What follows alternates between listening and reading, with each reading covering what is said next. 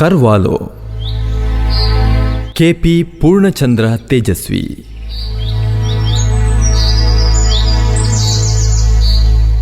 ನಾನು ಮೂಡ್ಗೆರೆ ಜೇನು ಸೊಸೈಟಿಯ ಬಾಗಿಲುಗಳನ್ನು ತಳ್ಳಿ ಒಳಗೆ ಪ್ರವೇಶಿಸಿದಾಗ ಮಲೆನಾಡಿನಲ್ಲಿ ಮಳೆಗಾಲ ಆರಂಭವಾಗಿ ಆಗಲೇ ಅನೇಕ ತಿಂಗಳುಗಳು ಕಳೆದಿದ್ದವು. ಊರೆಲ್ಲ ಕೆಸರು ಕೊಚ್ಚೆ ಆವರಿಸಿತ್ತು. ಬೆರಳು ಸಂದಿಗಳಲ್ಲೆಲ್ಲ ಕೆಸರು ಹುಣ್ಣು, ಮೂಗಿನಲ್ಲಿ ಇಳಿಯುವ ನೆಗಡಿ, ಒದ್ದೆಯಾದ ಪ್ಯಾಂಟು ಇವುಗಳೊಡನೆ ನಾನು ಒಳನುಗ್ಗಿದೆ. ಹೊರಗಿನ ಬೋರ್ಡಿನಲ್ಲಿ ಬರೆದಿದ್ದ ಜೇನು ಪೋಷಕರ ಸಹಕಾರಿ ಸಂಘ ಎಂಬ ಬರಹದಲ್ಲಿ ಶಾ ಇರಬೇಕೋ ಶಾ ಇರಬೇಕೋ ಎಂದು ಯೋಚಿಸುತ್ತಾ ತಲೆ ಎತ್ತಿದಾಗ ವರಾಂಡದ ಒಳಗೆ ಒಂದು ದೊಡ್ಡ ಕೋಣೆಯು, ಪಕ್ಕದಲ್ಲಿ ಒಂದು ಸಣ್ಣ ಕೋಣೆಯು ಕಂಡಿತು. ದೊಡ್ಡ ಹಾಲಿನಲ್ಲಿ ಒಂದು ತಕ್ಕಡಿ ನೇತು ಬಿದ್ದಿತ್ತು. ಒಳಗೆ ಇರುತ್ತಿದ್ದ ಸಣ್ಣ ಕೋಣೆಯೇ ಆಫೀಸರ ಬೇಕೆಂದು ಯೋಚಿಸಿ ದೊಡ್ಡ ಹಾಲಿನಲ್ಲಿ ಯಾರೂ ಕಾಣದುದರಿಂದ ಆಫೀಸ್ನತ್ತ ಸಾಗಿದೆ. ತಂದೆಯವರಿಗೆ ಸ್ವಲ್ಪ ಜೇನುತುಪ್ಪ ಬೇಕೆಂದು, ಮೈಸೂರಿನಲ್ಲಿ ಜೇನು ತುಂಬ ದುಬಾರಿಯಾದುದರಿಂದ ಮೂಡುಗೆರೆಯಲ್ಲೇನಾದರೂ ಸುಲಭ ದರದಲ್ಲಿ ಸಿಗುತ್ತದೆಯೋ ನೋಡು ಎಂದು ಬರೆದಿದ್ದರು.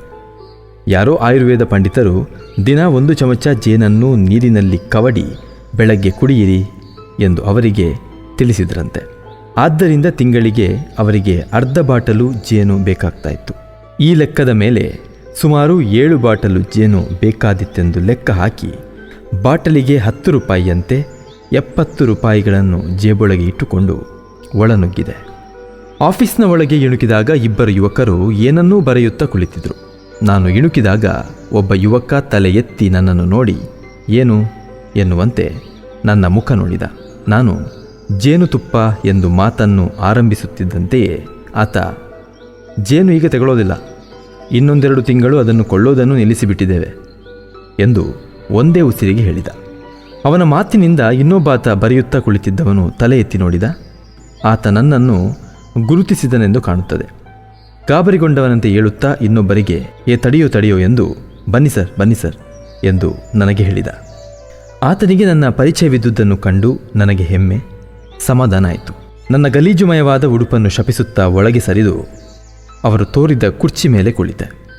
ತಮ್ಮದೇ ಅಲ್ವೇ ಸರ್ ಸಿನಿಮಾ ಅದು ಎಂದು ಆತ ಕೇಳಿದ. ಇಲ್ಲಪ್ಪ, ನನ್ನದಲ್ಲ, ನನ್ನ ಕಥೆಯನ್ನು ಸಿನಿಮಾ ಮಾಡಿದ್ದಾರೆ ಅಷ್ಟೇ. ಮೊದಲು ಮಾತಾಡಿದವನು ಈ ವೇಳೆಗೆ ತನ್ನ ಅಚಾತುರ್ಯಕ್ಕೆ ಬೇಸರಿಸಿ, ನಮಸ್ಕಾರ ಸರ್, ಗೊತ್ತಾಗಲಿಲ್ಲ, ಯಾರೋ ಜೇನು ಕೊಡುವುದಕ್ಕೆ ಬಂದವರು ಅಂತ ತಿಳಿದೆ ಎಂದ. ಜೇನು ಕೊಡೋದಕ್ಕಲ್ಲಪ್ಪ, ಜೇನು ಕೊಳ್ಳೋದಕ್ಕೆ ಬಂದಿದ್ದೇನೆ. 7 ಬಾಟ್ಲಿ ಜೇನು ಬೇಕಿತ್ತು. ಬಾಟ್ಲಿ ಇಲ್ವಲ್ಲ ಸರ್, ಏನಾದರೂ ತಂದಿದ್ದೀರಾ, ಹಾಕಿಕೊಡ್ತೀವಿ ಎಂದ ಒಬ್ಬಾತ. ಅಷ್ಟರಲ್ಲಿ ನನ್ನನ್ನು ಮೊದಲು ಗುರುತು ಹಿಡಿದಾತ, ನೋಡಿ ಸರ್, ಇವರು ಮಂದಣ್ಣ ಅಂತ, ಭೀಮನ್ ಕೆಲಸ ಕಲಿತಾ ಇದ್ದಾರೆ. ನನ್ನ ಹೆಸರು ಲಕ್ಷ್ಮಣ ಅಂತ, ಹೊಸದಾಗಿ ಕೆಲಸಕ್ಕೆ ಸೇರಿಕೊಂಡಿದ್ದೀನಿ ಎಂದು ಪರಿಚಯ ಮಾಡಿಕೊಂಡ. ಮಂದಣ್ಣ ಎದ್ದು ನಮಸ್ಕಾರ ಮಾಡಿ ಕುಳಿತ. ಅವನ ಮುಖದಲ್ಲಿ ನಾನಾರೆಂದು ಗೊತ್ತಾಗಿಲ್ಲವೆಂಬುದು ಸುವ್ಯಕ್ತವಾಗ್ತಿತ್ತು. ಲಕ್ಷ್ಮಣ ಆತನ ಕಡೆ ತಿರುಗಿ, ಲೋ ಮಂದ, ಇವರು ಯಾರಂತ ಗೊತ್ತಲ್ವಾ ಎಂದ. ಮಂದಣ್ಣ ಚೆನ್ನಾಗಿ ಗೊತ್ತಿದೆ ಎಂಬಂತೆ ತಲೆ ಆಡಿಸಿ ನನ್ನ ಮರ್ಯಾದೆ ಉಳಿಸಿದ. ನಾನು 2 ಕಡೆಗೂ ನೋಡಿ ನಕ್ಕೆ. ಬಾಟ್ಲಿ ಆದರೆ 1 ಬಾಟ್ಲಿ ತುಪ್ಪಕ್ಕೆ 10 ರೂಪಾಯಿ ಆಗುತ್ತೆ ಸರ್. ಮಡಕೆ ತುಪ್ಪ ಆದರೆ ಹೆಚ್ಚು ಕಡಿಮೆ ಹಾಕಿ ಕೊಡೋಣ ಸರ್ ಎಂದು ಮಂದಣ್ಣ ಹೇಳಿದ. ನನಗೆ ಬಾಟ್ಲಿ ಆದರೇನು ಮಡಕೆ ಆದರೇನು 2 ತುಪ್ಪ ತಾನೇ ಎನ್ನಿಸಿ ಕೇಳಿದೆ.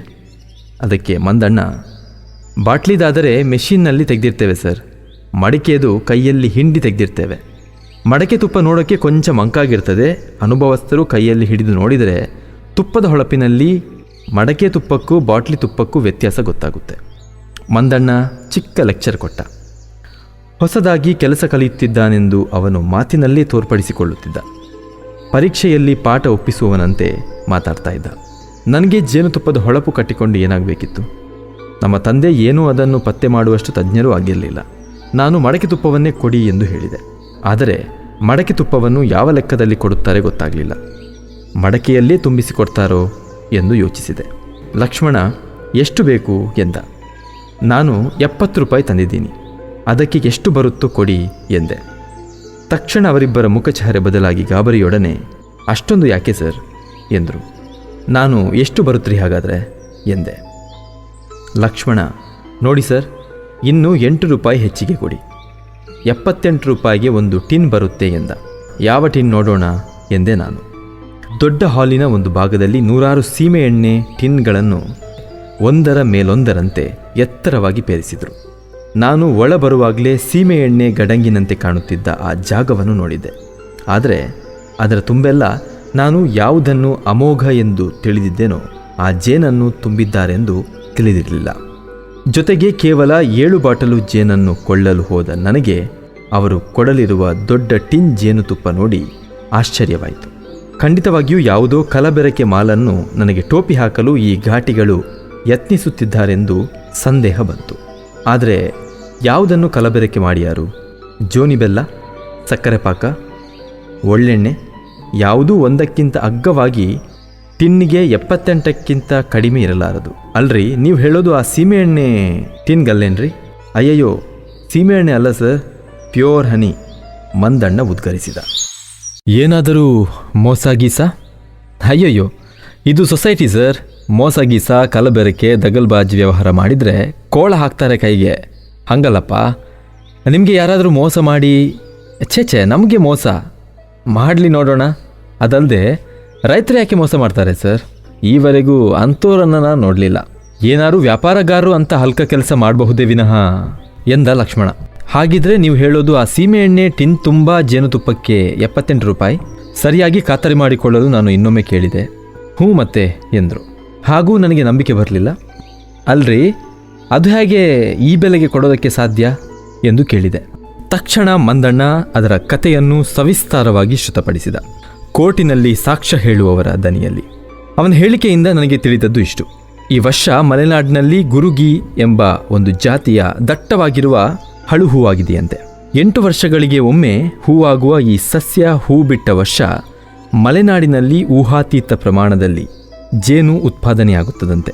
ಈ ಸಾರಿ ಸರಬರಾಜಾದ ಜೇನನ್ನು ಕೊಳ್ಳಲು ಸೊಸೈಟಿಯಲ್ಲಿದ್ದ ಹಣವೆಲ್ಲ ಖರ್ಚಾಗಿ, ಎತ್ತಿದ ಸಾಲವೆಲ್ಲ ಖರ್ಚಾಗಿ, ಜೇನು ಕೊಳ್ಳಲು ಹಣವೇ ಇಲ್ಲದೆ ಅನೇಕರನ್ನು ನಿಧಾನವಾಗಿ ತನ್ನಿರೆಂದು ಹೇಳಿ ವಾಪಸ್ ಕಳಿಸಬೇಕಾಯ್ತಂತೆ. ಜೊತೆಗೆ ಅದನ್ನು ಇಡಲು ಸಹ ಜಾಗ ಇಲ್ಲದೆ ಸೀಮೆ ಎಣ್ಣೆ ಟಿನ್ನುಗಳಲ್ಲಿ ತುಂಬಿ ಈ ರೀತಿ ಲಾಟ್ ಬಿಸಾಡಿದ್ದೇವೆ ಎಂದು ಹೇಳಿದ. ನಾನು ಕೇವಲ 70 ರೂಪಾಯಿ ತಂದಿದ್ದೇನೆ, ಮಿಕ್ಕಿದ 8 ರೂಪಾಯಿಗಳನ್ನು ನಾಳೆ ಕೊಡ್ತೀನಿ, ಈಗ 1 ಟಿನ್ ಕೊಡಿ ಎಂದೆ. ನನಗೂ ಈ ಅಗ್ಗದ ಜೇನನ್ನು ಸಾಕಷ್ಟು ಒಯ್ಯೋಣ ಅನ್ನಿಸಿತು. ಮಂದಣ್ಣ ಚಂಗನೆ ನೆಗೆದು ಹಾರಿ, ತಡೀರಿ ಸರ್, ನಾನು ನಿಮಗೆ ಹೈ ಕ್ಲಾಸ್ ಜೇನು ಗುತ್ತಿ ಕಡೆದನ್ನು ಕೊಡ್ತೀನಿ ಎಂದು ಅತ್ಯುತ್ಸಾಹದಿಂದ ಮುನ್ನುಗ್ಗಿದ. ಸಿನಿಮಾ ರಂಗಕ್ಕೂ ನನಗೂ ಏನೋ ಸಂಬಂಧವಿರುವುದನ್ನು ತಿಳಿದ ಅವನ ಕಲ್ಪನೆ ಏನೇನನ್ನು ನನ್ನ ಬಗ್ಗೆ ಊಹಿಸಿತೆಂದು ತೋರುತ್ತದೆ. ಬಹುಶಃ ಆ ನಟರು, ಆ ನಟಿಯರು, ಅವರ ಡ್ಯಾನ್ಸು, ಅವರ ಹಾಡು, ಫೈಟಿಂಗ್, ಯಾವುದೋ ಕಿನ್ನರ ಲೋಕದ ಮಾನವರಂತೆ ಕಂಡಿರಬಹುದು ನಾನು. ಆ ಟಿನ್ಗಳ ಬೆಟ್ಟವನ್ನು ಒಂದೊಂದೇ ಕಾಲಿಟ್ಟು ಹತ್ತತೊಡಗಿದ ಮಂದಣ್ಣ ಗುತ್ತಿ ಕಡೆಯ ಜೇನಿನ ಟಿನ್ನನ್ನು ಅಲ್ಲೆಲ್ಲೋ ಮೇಲಿಟ್ಟಿದ್ದಾನೆಂದು ತೋರುತ್ತದೆ. ಅದಕ್ಕಾಗಿ, ಲೇ ಹುಷಾರ್ ಕಣೋ ಮಂದಣ್ಣ ಎಂದು ಕೂಗಿದ ಲಕ್ಷ್ಮಣ. ನೀ ಸ್ವಲ್ಪ ಸುಮ್ಮನಿರ್ತೀಯಾ? ಮೇಲಿಟ್ಟವನು ಯಾರು, ನೀನೋ ನಾನೋ ಎಂದು ಮಂದಣ್ಣ ಗೆಳೆಯನ ಎಚ್ಚರಿಕೆಯನ್ನು ಅಲಕ್ಷಿಸಿದ.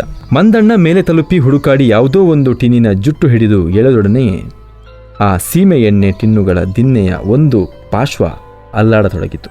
ಮಂದಣ್ಣನ ಕಣ್ಣುಗಳಲ್ಲಿ ಗಾಬರಿ ಕಂಡಿತು. ಅವನು ಜಾಗರೂಕತೆ ವಹಿಸುವುದರೊಳಗೆ ದಡಬಡ ಗಡಬಡ ಎಂದು ಹಿಮಪಾತದಂತೆ ಒಂದು ಪಾರ್ಶ್ವದ ಟಿನ್ನುಗಳು ಕುಸಿಯತೊಡಗಿದವು. ಮಂದಣ್ಣ ಕ್ಷಣ ಮಾತ್ರದಲ್ಲಿ ಟಿನ್ ಹಿಡಿದುಕೊಂಡು ಜಾರಿ ನೆಲಕ್ಕೆ ಬಿದ್ದ. ನಾನು ಗಾಬರಿಯಿಂದ ಉರುಳುತ್ತಿರುವ ಟಿನ್ಗಳನ್ನು ಆತು ಹಿಡಿಯಲು ಹೋದೆ. ಸರ್, ಹೋಗಬೇಡಿ, ಬನ್ನಿ ಇತ್ಲಾಗೆ ಎಂದು ಲಕ್ಷ್ಮಣ ಹಿಂದಿನಿಂದ ಗಟ್ಟಿಯಾಗಿ ಕೂಗಿದ. ಏನೂ ಪರವಾಗಿಲ್ಲ, ಎಲ್ಲ ಡಬ್ಬಿಗೂ ಬೆಸುಗೆ ಹಾಕಿದ್ದೇವೆ, ಎತ್ತಿರ್ತೀವಿ, ಡಬ್ಬಿ ಕಾಲಿನ ಮೇಲೆ ಬಿದ್ದರೆ ಕಷ್ಟ, ಕಬ್ಬಣ ಇದ್ದಂಗಿರ್ತವೆ ಎಂದು ಹೇಳಿ ಮಂದಣ್ಣನ ಕಡೆ ತಿರುಗಿ, ಈ ಹಲ್ಕ ನನ್ನ ಮಗ ಹೇಳಿದ ಒಂದು ಮಾತನ್ನು ಕೇಳೋದಿಲ್ಲ ಎಂದು ಬೈದ. ಮಂದಣ್ಣನಿಗೆ ಅವಮಾನವಾದಂತಾಯಿತು. ನಾನು ಕೈ ನೀಡಿದೆ.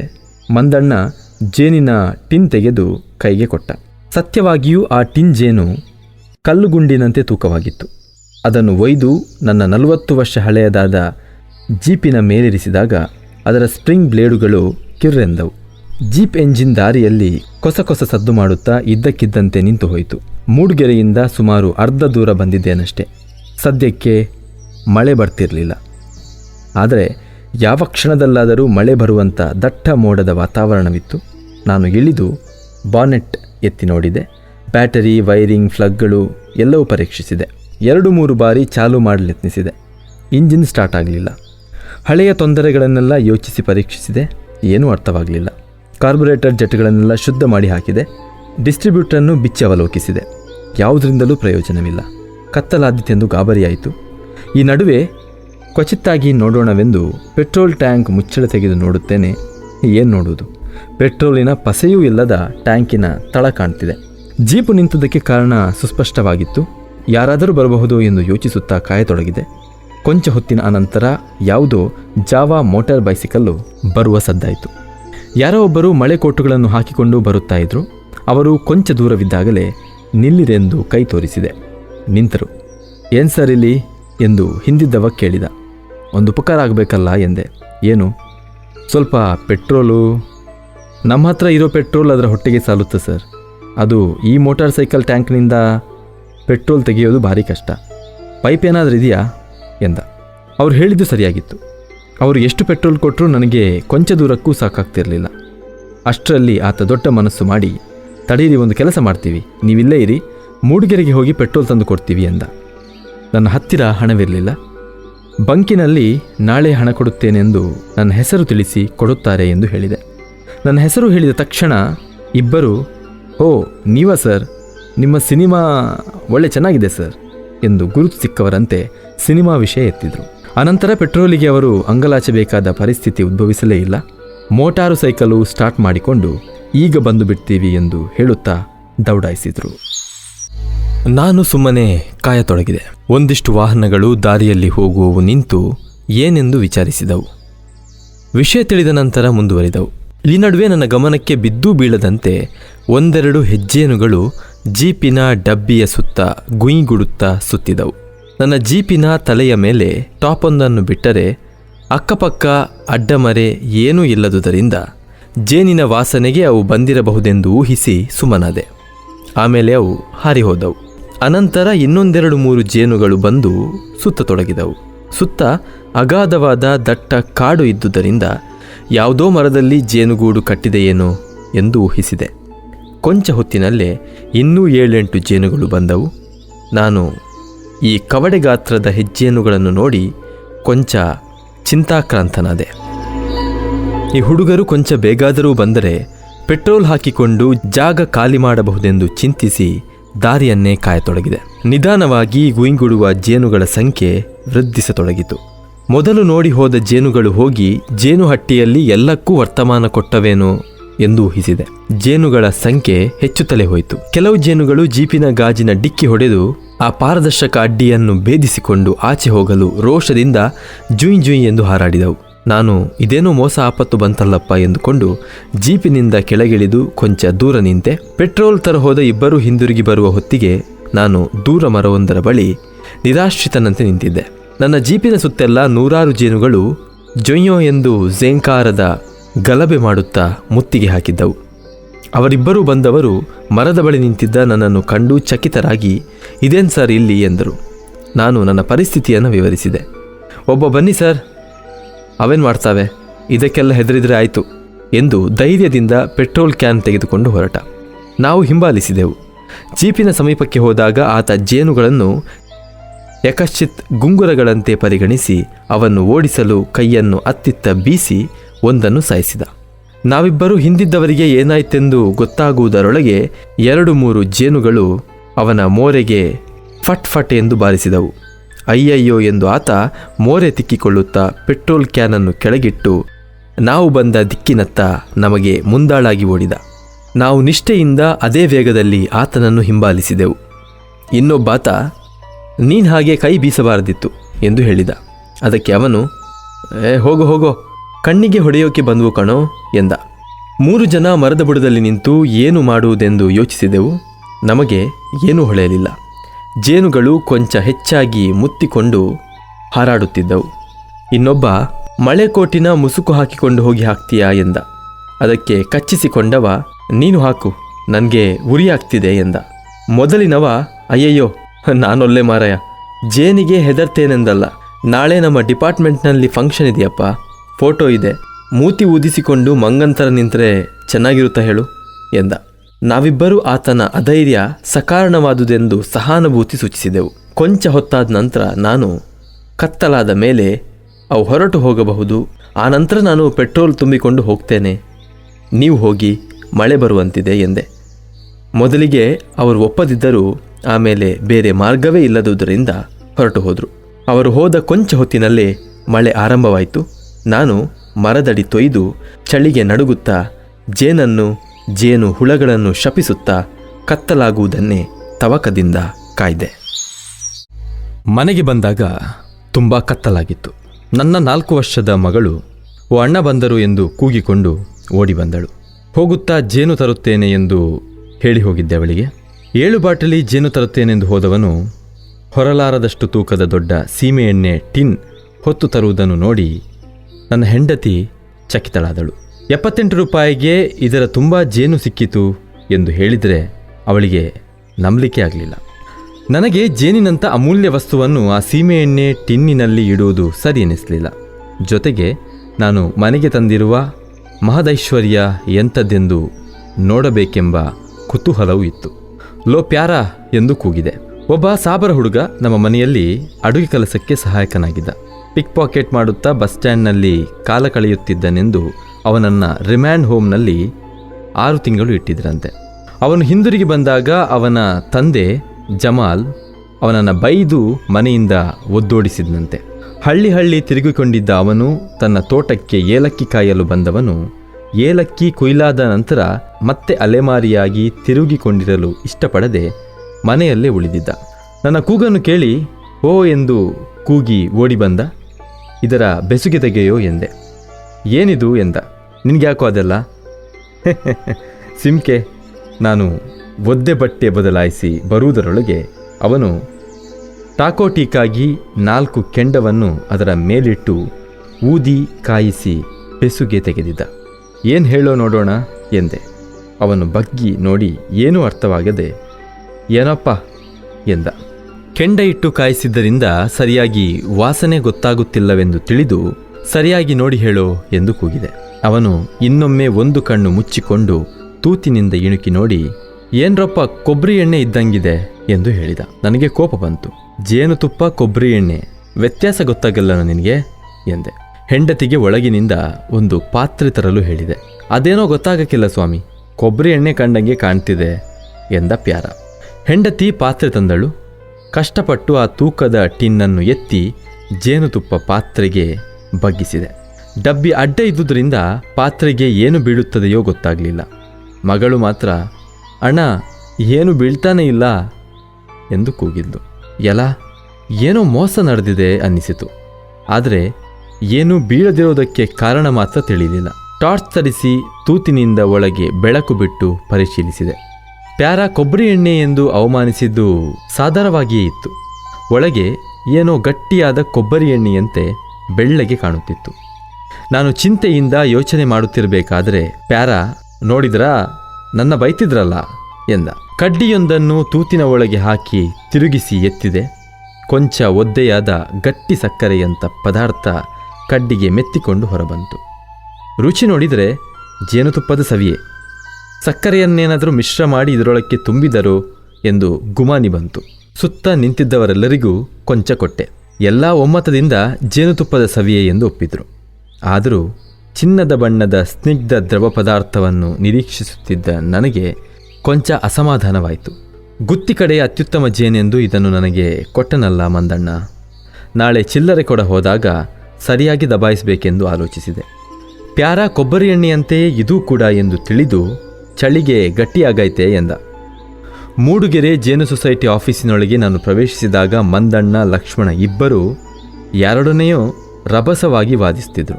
ಹಾಕುತ್ತೀಯ ಹಾಗಾದರೆ ಆಣೆ ಮಂದಣ್ಣ ಎಂದ. ಓ ಅದಕ್ಕೇನಂತೆ, ನನಗೇನು ಹೆದರಿಕೆಯ ಬಂದಾತ ಎಂದ. ಬ್ಯಾಡ ನೋಡು, ದುಡ್ಡಿಗೋಸ್ಕರ ಆಣೆ ಭಾಷೆ ಹಾಕಿ ಕೊನೆಗೆ ಏನಾದರೂ ಒಂದು ತೊಂದರೆ. ಸ್ವಾಮಿ ಧರ್ಮಸ್ಥಳದ ಮಂಜುನಾಥ ದೇವರ ಸಾಕ್ಷಿಯಾಗೂ ನಾನು ಮೋಸ ಮಾಡ್ತಿಲ್ಲ. ಲೋ ಮಂದ, ಬೇಕಾರೆ ತಗೋ, ಬ್ಯಾಡ್ದಿದ್ರೆ ಕಳಿಸು. ಇದೆಂಥದ್ದು ನಿಂದು ಎಂದು ಲಕ್ಷ್ಮಣ ಹೇಳಿದ. ಅಷ್ಟರಲ್ಲಿ ಬಾಗಿಲಲ್ಲಿ ನಾನು ಅವರ ಕಣ್ಣಿಗೆ ಬಿದ್ದೆ. ಚಕ್ಕನೆ ಅವರಿಬ್ಬರು ಎದ್ದು ನಿಂತು ನಮಸ್ಕಾರ ಸರ್ ಎಂದು ಕೂಗಿದರು. ನಾನು ನಮಸ್ತೆ ಹೇಳಿ ನಸುನಗುತ್ತಾ ಅವರು ತೋರಿಸಿದ ಕುರ್ಚಿಯಲ್ಲಿ ಹೋಗಿ ಕುಳಿತೆ. ನಾನು ಸಂಭಾಷಣೆ ಆರಂಭಿಸಲು ಮುನ್ನುಡಿ ಎಂಬಂತೆ ಏನು ಬಾರಿ ಚೌಕಾಶಿ ನಡೀತಿತ್ತಲ್ಲ ಎಂದೆ. ಲಕ್ಷ್ಮಣ, ಚೌಕಾಶಿ ಅಲ್ಲ ಸರ್, ಇವನು ಜೇನು ತಂದಿದ್ದಾನೆ. ಯಾವ ಹೂವಿನದೋ ಏನೋ, ನೀರಿನಂತೆ ಬೆಳ್ಳಗೆ ಇದೆ. ಮಂದ ಇದು ಜೇನೇ ಅಲ್ಲ ಎಂದ. ಅದಕ್ಕೆ ಆತ ಪ್ರಮಾಣ ಮಾಡ್ತಿದ್ದ ಅಷ್ಟೇ ಎಂದ. ನಾನು ನೋಡಿದೆ, ಬೆಳ್ಳಗೆ ತೆಳ್ಳಗೆ ನೀರಿನ ತರಹವೇ ಇತ್ತು. ತಂದಾತ ಹೇಳಿದ, ಇದು ಕಾಫಿ ಹೂವಿನದೆಂದು. ನಾನು ಕೈ ಮೇಲೆ 2 ಹನಿ ಹಾಕಿಸಿಕೊಂಡು ನೆಕ್ಕಿದೆ. ಅಮೋಘವಾಗಿ ಹೂವಿನ ಗಾಢ ಪರಿಮಳ ಇತ್ತು. ಇದು ಜೇನೆ ಎನ್ನುವಂತೆ ತಲೆದೂಗಿದೆ. ನನಗೆ ಬಂದ ಕೆಲಸ ಜ್ಞಾಪಕವಾಗಿ 8 ರೂಪಾಯಿ ಚಿಲ್ಲರೆ ಕೊಟ್ಟೆ. ಪರವಾಗಿಲ್ಲ, ನಿಧಾನಕ್ಕೆ ಕೊಟ್ಟರೂ ನಡೀತಿತ್ತು ಎಂದು ದೇಶಾವರಿ ಮಾತಾಡುತ್ತಾ ಲಕ್ಷ್ಮಣ ತೆಗೆದುಕೊಂಡ. ನಾನು ನಿನ್ನೆ ತೆಗೆದುಕೊಂಡು ಹೋದ ಜೇನುತುಪ್ಪದ ಬಗ್ಗೆ ತಕರಾರು ಮಾಡಬೇಕೆಂದು ಬಾಯಿ ತೆರೆದೆ. ಅಷ್ಟರೊಳಗೆ ಮಂದಣ್ಣ, ಸರ್, ನಿಮಗೆ ರಾಜ್ಕುಮಾರ್ ಗೊತ್ತಾ ಸರ್ ಎಂದು ಕೇಳಿದ. ನಾನು ಆ ಅನಿರೀಕ್ಷಿತ ಪ್ರಶ್ನೆಯಿಂದ ಗಾಬರಿಯಾಗಿ ಇಲ್ವಲ್ಲಪ್ಪ ಎಂದೆ. ಕಲ್ಪನಾ ಗೊತ್ತಾ ಸರ್ ಎಂದ. ಹ್ಞೂ ಎಂದೆ. ಮಂದಣ್ಣನಿಗೆ ತೀರ ನಿರಾಸೆಯಾಯಿತು. ಬಹುಶಃ ನಾನು ಹೋದ ನಂತರ ಲಕ್ಷ್ಮಣ ಮಂದಣ್ಣನಿಗೆ ನನ್ನ ಬಗ್ಗೆ ಏನೇನೋ ಹೇಳಿರಬೇಕು. ಸಿನಿಮಾ ರಂಗಕ್ಕೂ ನನಗೂ ಸಂಬಂಧವಿದೆ ಎಂದು ತಿಳಿಸಿರಬೇಕು. ಅದಕ್ಕಾಗಿ ಮಂದಣ್ಣ ಈ ಪ್ರಶ್ನೆಗಳನ್ನು ಹಾಕಿದ್ದಾನೆಂದು ತಿಳಿದೆ. ನಾನು, ಮಂದಣ್ಣ, ನೀನು ಒಳ್ಳೆ ಜೇನೆಂದು ಕೊಟ್ಟಿದ್ದು ಸರಿ ಹೋಗಲಿಲ್ಲ ಎಂದೆ. ಲಕ್ಷ್ಮಣ, ಯಾಕೆ ಸರ್, ಏನಾಯಿತು ಎಂದ. ನಡೆದುದನ್ನೆಲ್ಲ ಹೇಳಿ, ಆ ಜೇನುತುಪ್ಪ ಗಟ್ಟಿಯಾಗಿ ಸಕ್ಕರೆಯಂತಾಗಿದೆ ಎಂದು, ಡಬ್ಬ ಬಿಟ್ಟು ಕೆಳಗಿಳಿಯಲು ನಿರಾಕರಿಸುತ್ತಿದೆ ಎಂದು ಹೇಳಿದೆ. ಮಂದಣ್ಣ, ಅದು ಗುರುಗಿ ಹೂವಿನ ತುಪ್ಪ ಸರ್, ಸಿಹಿ ಹೆಚ್ಚಿಗೆ ಇರ್ತದೆ, ಅದಕ್ಕೆ ಹಾಗೆ ಹರಳುಗಟ್ಕೊಂಡಿದೆ. ಆ ಡಬ್ಬನ ಕುದಿಯೋ ನೀರಲ್ಲಿ 1/2 ಗಂಟೆ ಇಟ್ಟರೆ ಮತ್ತೆ ತಾಜಾ ಜೇನುತುಪ್ಪ ಆಗ್ತದೆ ಎಂದ. ನಾನು ಆದರೂ ಎಂದು ಅನುಮಾನಿಸಿದೆ. ಹಾಗಿದ್ರೆ ಬೇಕಾದ್ರೆ ಈ ಕಾಫಿ ಜೇನಿಂದು ತಗೊಂಡು ಅದನ್ನು ವಾಪಸ್ ಮಾಡಿ, ಆದರೆ ಇದು 4 ತಿಂಗಳಿಗೆ ಹುಳಿ ಬರ್ತದೆ ನೋಡಿ ಎಂದು ಸಿಲೋನ್ ರೇಡಿಯೋ ಜಾಹೀರಾತಿನವನಂತೆ ಚಕಚಕ ಒದರಿದ. ಹಾಗಿದ್ರೆ ಅದು ಉತ್ತಮ ತುಪ್ಪವೇ ಇರಬೇಕೆಂದು ಊಹಿಸಿ ಹೊರಬಂದೆ. ಸೊಸೈಟಿಯೊಳಗಿನ ಜೇನಿನ ವಾಸನೆಗೆ 100 ಜೇನುಗಳು, ನೊಣಗಳು, ಇರುವೆಗಳು, ಗೊದ್ದಗಳು ದಾಳಿ ಇಡುತ್ತಿದ್ದವು. ಆನಂತರ ಗದ್ದೆ ನಾಟಿ, ಕಾಫಿ ಗಿಡಗಳಿಗೆ ಔಷಧಿ ಸಿಂಪರಣೆ ಮುಂತಾದ ಬಿಡುವಿಲ್ಲದ ಕೆಲಸಗಳಲ್ಲಿ ಮಂದಣ್ಣ, ಲಕ್ಷ್ಮಣ, ಜೇನಿನ ಹಗರಣ ಎಲ್ಲ ಮರೆಯಾದರು. ಗದ್ದೆ ಕೆಸರಿನಲ್ಲಿ ಓಡಾಡಿ ಕಾಲೆಲ್ಲ ಕೆಸರು ಹುಣ್ಣಾಗಿತ್ತು. 1 ಟಿನ್ನು ಜೇನುತುಪ್ಪದಲ್ಲಿ ನಮಗೆ ಬೇಕಾದಷ್ಟನ್ನು ಇಟ್ಟುಕೊಂಡು ಮಿಕ್ಕುದನ್ನು ಮೈಸೂರಿಗೆ ರವಾನಿಸಿದ್ದೆವು. ಅಗಾಧ ಪ್ರಮಾಣದ ಜೇನನ್ನು ಖರ್ಚು ಮಾಡಲು ದಾರಿ ಕಾಣದೆ ತಂದೆಯವರು ಬಂಧು ಮಿತ್ರರಿಗೆ ಕೊಂಚ ಕೊಡಬೇಕಾಯಿತು. ಜೇನಿನ ಬಗ್ಗೆಯಾಗಲಿ ಜೇನು ಹುಳುಗಳ ಬಗ್ಗೆಯಾಗಲಿ ಆಗ ನನಗೆ ಅಷ್ಟೊಂದು ತಿಳುವಳಿಕೆ ಇರಲಿಲ್ಲ. ಸ್ಥೂಲವಾಗಿ ನಾನು ಊಹಿಸಿದ್ದು ಅದು ಮಾನವನ ಮೊದಲ ಶತ್ರು, ಹಾವಿನಂತೆಯೇ ಮಾನವನನ್ನು ಕಚ್ಚಲು ಕೊಲ್ಲಲು ಯತ್ನಿಸುವ ಕೀಟ ಎಂದಷ್ಟೇ. ಒಮ್ಮೆ ಜೇನೊಂದು ನಮ್ಮ ತಂದೆಯವರನ್ನು ಕಚ್ಚಿ ಅವರ ಮುಖವೆಲ್ಲ ವಿಪರೀತ ಊದಿ ಕೊನೆಗೆ ಡಾಕ್ಟರಿಂದ ಔಷಧಿ ತೆಗೆದುಕೊಳ್ಳಬೇಕಾಯಿತು. ಇದರಿಂದ ನಾನು ಈ ಅನಿಷ್ಟ ಕೀಟವನ್ನು ಪೃಥ್ವಿಯಿಂದ ನಾಮಾವಶೇಷ ಮಾಡುವುದೇ ಒಳ್ಳೆಯದೆಂದು, ಇದಕ್ಕಾಗಿ ಜೇನಿನ ಸವಿಯನ್ನು ಶಾಶ್ವತವಾಗಿ ತ್ಯಜಿಸಬೇಕಾಗಿ ಬಂದರೂ ಪರವಾಗಿಲ್ಲವೆಂದು ಯೋಚಿಸುತ್ತಿದ್ದೆ. ಮೈಸೂರಿನಲ್ಲಿ ಆಗೀಗ ದಾರಿ ಜೇನುಗಳು ಮನೆಯೊಳಗೆ ನುಗ್ಗಿ ದಾರಿ ಕಾಣದೆ ಗಾಜಿನ ಕಿಟಕಿಯ ಬಳಿ ಜುಯಿ ಜುಯಿ ಸದ್ದು ಮಾಡುತ್ತಾ ಆಚೆಗೆ ಹಾರಲೆತ್ನಿಸಿ ಗಲಾಟೆ ಮಾಡುತ್ತಿದ್ದವು. ಆಗೆಲ್ಲ ನಾನು ಇದನ್ನೊಂದು ರಾಕ್ಷಸನೆಂದು ಬಗೆದು ಪೊರಕೆ, ಟವಲು ಇತ್ಯಾದಿಗಳನ್ನು ತೆಗೆದುಕೊಂಡು ಬಿಸಾಡಿ ಕೊಂದು ಹಾಕುತ್ತಿದ್ದೆವು. ಆದರೆ ಈ ರೀತಿ ಟನ್ನುಗಟ್ಟಲೆ, ಡ್ರಮ್ಮುಗಟ್ಟಲೆ ತುಪ್ಪ ಉತ್ಪಾದನೆ ಮಾಡಬೇಕಾದರೆ ಎಷ್ಟೊಂದು ಕೋಟ್ಯಾನುಕೋಟಿ ಜೇನುಗಳು ನಮ್ಮ ಮನೆಯ ಸನಿಹದ ಕಾಡುಗಳಲ್ಲಿ ವಾಸಿಸುತ್ತಿರಬೇಕೆಂದು ಯೋಚನೆ ಮಾಡುತ್ತಿದ್ದೆ. ಅನೇಕ ಬಾರಿ ತೋಟದಲ್ಲಿ ಹೂಗಳಿಗೆ ಜೇನು ಮುತ್ತುವುದನ್ನು ನೋಡಿದ್ದೆ. ಆದರೂ ಅವು ಗೂಡು ಕಟ್ಟಿ ತುಪ್ಪ ಮಾಡಿರುವುದನ್ನು ಕಂಡಿರಲಿಲ್ಲ. ಬಹುಶಃ ಅವುಗಳ ಗೂಡುಗಳು ಪರಿಣತರ ಕಣ್ಣುಗಳಿಗೆ ಮಾತ್ರ ಬೀಳಬಹುದೆಂದು ಊಹಿಸಿದೆ. ಒಮ್ಮೆ ಗದ್ದೆಯಿಂದ ಮನೆಗೆ ಬರುವಾಗ ಪೊದೆಯೊಂದರ ಹಿಂದೆ ಗುಯ್ ಗುಯ್ ಎಂದು ಜೇನುಗಳ ಹಾರಾಟದ ಸದ್ದು ಕೇಳಿತು. ನಾನು ಜೇನು ಗೂಡು ಕಟ್ಟಿರಬಹುದೆಂದು ಊಹಿಸಿ ಪೊದೆಗಳೆಡೆಯಲ್ಲೇ ಹೆಜ್ಜೆ ಮೇಲೆ ಹೆಜ್ಜೆ ಇಡುತ್ತಾ ಆಚೆ ಕಡೆಗೆ ಕಳ್ಳನೋಟ ಬೀರಿದೆ. ನನ್ನ ಮುಖ ನಿರಾಶೆಯಿಂದ ಪೆಚ್ಚಾಯಿತು. ಆನಂತರ ನನ್ನ ಮೂರ್ಖತನಕ್ಕೆ ನನಗೇ ನಗು ಬಂತು. ಮಾನವರೋ ಮಂಗನೋ ಆಗ್ತಾನೆ ಪಾಯ್ಕಾನೆ ಮಾಡಿದಂತಿತ್ತು. ನೀಲಿ ಬಣ್ಣದ ಹೊನ್ನೊಣಗಳು ಉಜ್ವಲ ಮಣಿಗಳಂತೆ ಹೊಳೆಯುತ್ತಾ ಅದಕ್ಕೆ ಮುತ್ತುತ್ತಿದ್ದವು. ಈ ಮುಖಭಂಗದ ಅನಂತರ ನಾನು ಜೇನುಗೂಡನ್ನು ಹುಡುಕುವ ಹವ್ಯಾಸ ತ್ಯಜಿಸಿದೆ. ಆದರೆ ಪ್ಯಾರನಿಗೆ ಜೇನುಗೂಡನ್ನೆಲ್ಲಾದರೂ ಕಂಡರೆ ನನಗೆ ತಿಳಿಸು ಎಂದು ಹೇಳಿದೆ. ಅದಕ್ಕೆ ಕೂಡಲೇ ಅವನು ಮೂಡುಗೆರೆಯ ತಾಲೂಕಾಫೀಸಿನ ಚಾವಣಿಯಲ್ಲಿ ಅದನ್ನು ನೋಡಿದ್ದೇನೆ ಎಂದು ಹೇಳಿದ. ಅವು ಹೆಜ್ಜೇನಿನ ಹಟ್ಟಿಗಳು. ನಾನು ಅದನ್ನು ನೋಡಿದ್ದೆ. ಅವುಗಳ ಹೆಸರು ಕೇಳಿದರೆ ನನಗೆ ಹೆದರಿಕೆಯಾಗುತ್ತಿತ್ತು. ಆಗೀಗ ಪತ್ರಿಕೆಯಲ್ಲಿ ಅವು ಕಡಿದು ಸತ್ತವರ ಸಮಾಚಾರ ಬರುತ್ತಿತ್ತು. ಪ್ಯಾರನ ಮಾತಿಗೆ ನನಗೆ ಕೋಪ ಬಂತು. ನಿನ್ಗೇನು ತಲೆಗಿಲೆ ಕೆಟ್ಟಿದೆಯೇನೋ? ಹುತ್ತ ಮರದ ಪೊಟರೆಗಳಲ್ಲಿ ಗೂಡು ಕಟ್ಟೋ ಸಣ್ಣ ಜೇನು ಕಂಡ್ರೆ ತಿಳಿಸೋ ಎಂದರೆ ಆ ಹೆಜ್ಜೇನಿನ ವಿಷಯ ಎತ್ತುತ್ತೀಯಾ ಎಂದು ಜೋರು ಮಾಡಿದೆ. ನಮ್ಮ ತಾಲೂಕಿನಲ್ಲಿ ಪ್ಯಾರಾ ಮೊದಲ ದರ್ಜೆ ಅವಿವೇಕಿ ಎಂಬ ನನ್ನ ಊಹೆ ಅವನ ಮಾತಿನಿಂದ ಇನ್ನೂ ಬಲವಾಯಿತು. ಒಂದು ದಿನ ಮಂದಣ್ಣ ಬೆಳಗಿನ ಹೊತ್ತು ನನ್ನ ಬಳಿಗೆ ಬಂದ. ನಾನು ಏಕೆಂದು ಕುತೂಹಲದಿಂದ ವಿಚಾರಿಸಿದೆ. ಮೂಡಿಗೆರೆಗೆ ಮಿನಿಸ್ಟರ್ ಬರುತ್ತಾರೆಂದು, ಖಾದಿ ಬೋರ್ಡಿನಲ್ಲಿ ಅವರು ಅಧ್ಯಕ್ಷರಾಗಿರೋದ್ರಿಂದ ಜೇನು ಸೊಸೈಟಿಯ ಬಿ ಮ್ಯಾನ್ ಕೆಲಸ ಕೊಡಿಸಬೇಕೆಂದು ಅರ್ಜಿ ಕೊಡುತ್ತೇನೆಂದು ನನ್ನನ್ನು ಅರ್ಜಿ ಬರೆದು ಕೊಡಬೇಕೆಂದು ಕೇಳಿಕೊಂಡು ಒಂದು ಫಾರ್ಮನ್ನು ಬಿಳಿ ಹಾಳೆಯನ್ನು ಕೊಟ್ಟ. ಮೂಡಿಗೆರೆಯಿಂದ ಇಷ್ಟೊಂದು ದೂರ ಯಾಕೆ ಬಂದೆ? ಅಲ್ಲೇ ಅರ್ಜಿ ಬರೆದು ಕೊಡುವವರು ಯಾರೂ ಇರಲಿಲ್ವೇ ಎಂದು ಕೇಳಿದೆ. ಅದಕ್ಕೆ ಅವನು, ಕರ್ವಾಲೋ ಅಂತ ಅವರ ಗುರುಗಳೊಬ್ಬರು ಭತ್ತದ ಸಂಶೋಧನಾ ಕೇಂದ್ರದಲ್ಲಿ ಆಫೀಸರ್ ಆಗಿದ್ದರೆಂದು, ಆದರೆ ಅವರ ಮಗಳಿಗೆ ಹಠಾತ್ತಾಗಿ ಅಸ್ವಸ್ಥತೆ ಉಂಟಾದುದರಿಂದ ಅವರು ಬೊಂಬಾಯಿಗೆ ಹೋಗಬೇಕಾಗಿ ಬಂದಿತೆಂದು ಹೇಳಿದ. ಜೊತೆಗೆ ಅವನ ಊರಿನವನೇ ಒಬ್ಬ ನಾರ್ವೆ ರಾಮಯ್ಯ ಅಂತ ನಮ್ಮ ತೋಟದ ಪಕ್ಕದಲ್ಲಿರುವ ಊರಿನಲ್ಲಿದ್ದಾನೆಂದು, ಅವನ ಮನೆಗೆ ಬಂದಿದ್ದಾತ ಹಾಗೆ ಈ ಕೆಲಸವೂ ಆಯಿತೆಂದು ಇಲ್ಲಿಗೆ ಬಂದೆನೆಂದು ಹೇಳಿದ. ನಾನು ಕರ್ವಾಲೋರನ್ನು ಕಂಡಿರಲಿಲ್ಲ, ಆದರೆ ಅವರು ಬಹಳ ದೊಡ್ಡ ಸಸ್ಯವಿಜ್ಞಾನಿ ಮತ್ತು ಕೀಟಶಾಸ್ತ್ರಜ್ಞ ಎಂದು ಎಲ್ಲರೂ ಮಾತನಾಡುತ್ತಿದ್ದರು. ದೊಡ್ಡ ದೊಡ್ಡ ಕಾಫಿ ಪ್ಲಾಂಟರ್ಗಳ ಸಭೆ, ಮದುವೆ ಮುಂತಾದವುಗಳು ನಡೆದಾಗ ತಮ್ಮ ದೊಡ್ಡಸ್ತಿಕೆಯನ್ನು ಸಂಭಾಷಣೆಯಲ್ಲಿ ತೋರಿಸಿಕೊಳ್ಳಲು ಕರ್ವಾಲೋ ತಮಗೆ ಗೊತ್ತು ಎಂದೋ ಅಥವಾ ಕರ್ವಾಲೋ ಹಾಗೆ ಹೇಳಿದರು ಹೀಗೆ ಹೇಳಿದರು ಎಂದು ಮಾತನಾಡುತ್ತಿದ್ದರು. ಅಂತೂ ಈ ಎಲ್ಲದರಿಂದ ನಾನು ಕರ್ವಾಲೋ ಎಂದರೆ ಭಾರಿ ದೊಡ್ಡ ಮನುಷ್ಯರೆಂದು ತಿಳಿದಿದ್ದೆ. ಆದರೆ ಮಂದಣ್ಣ ಅವರು ತಮ್ಮ ಗುರುಗಳು ಎಂದಾಗ ನಂಬಲಾಗಲಿಲ್ಲ.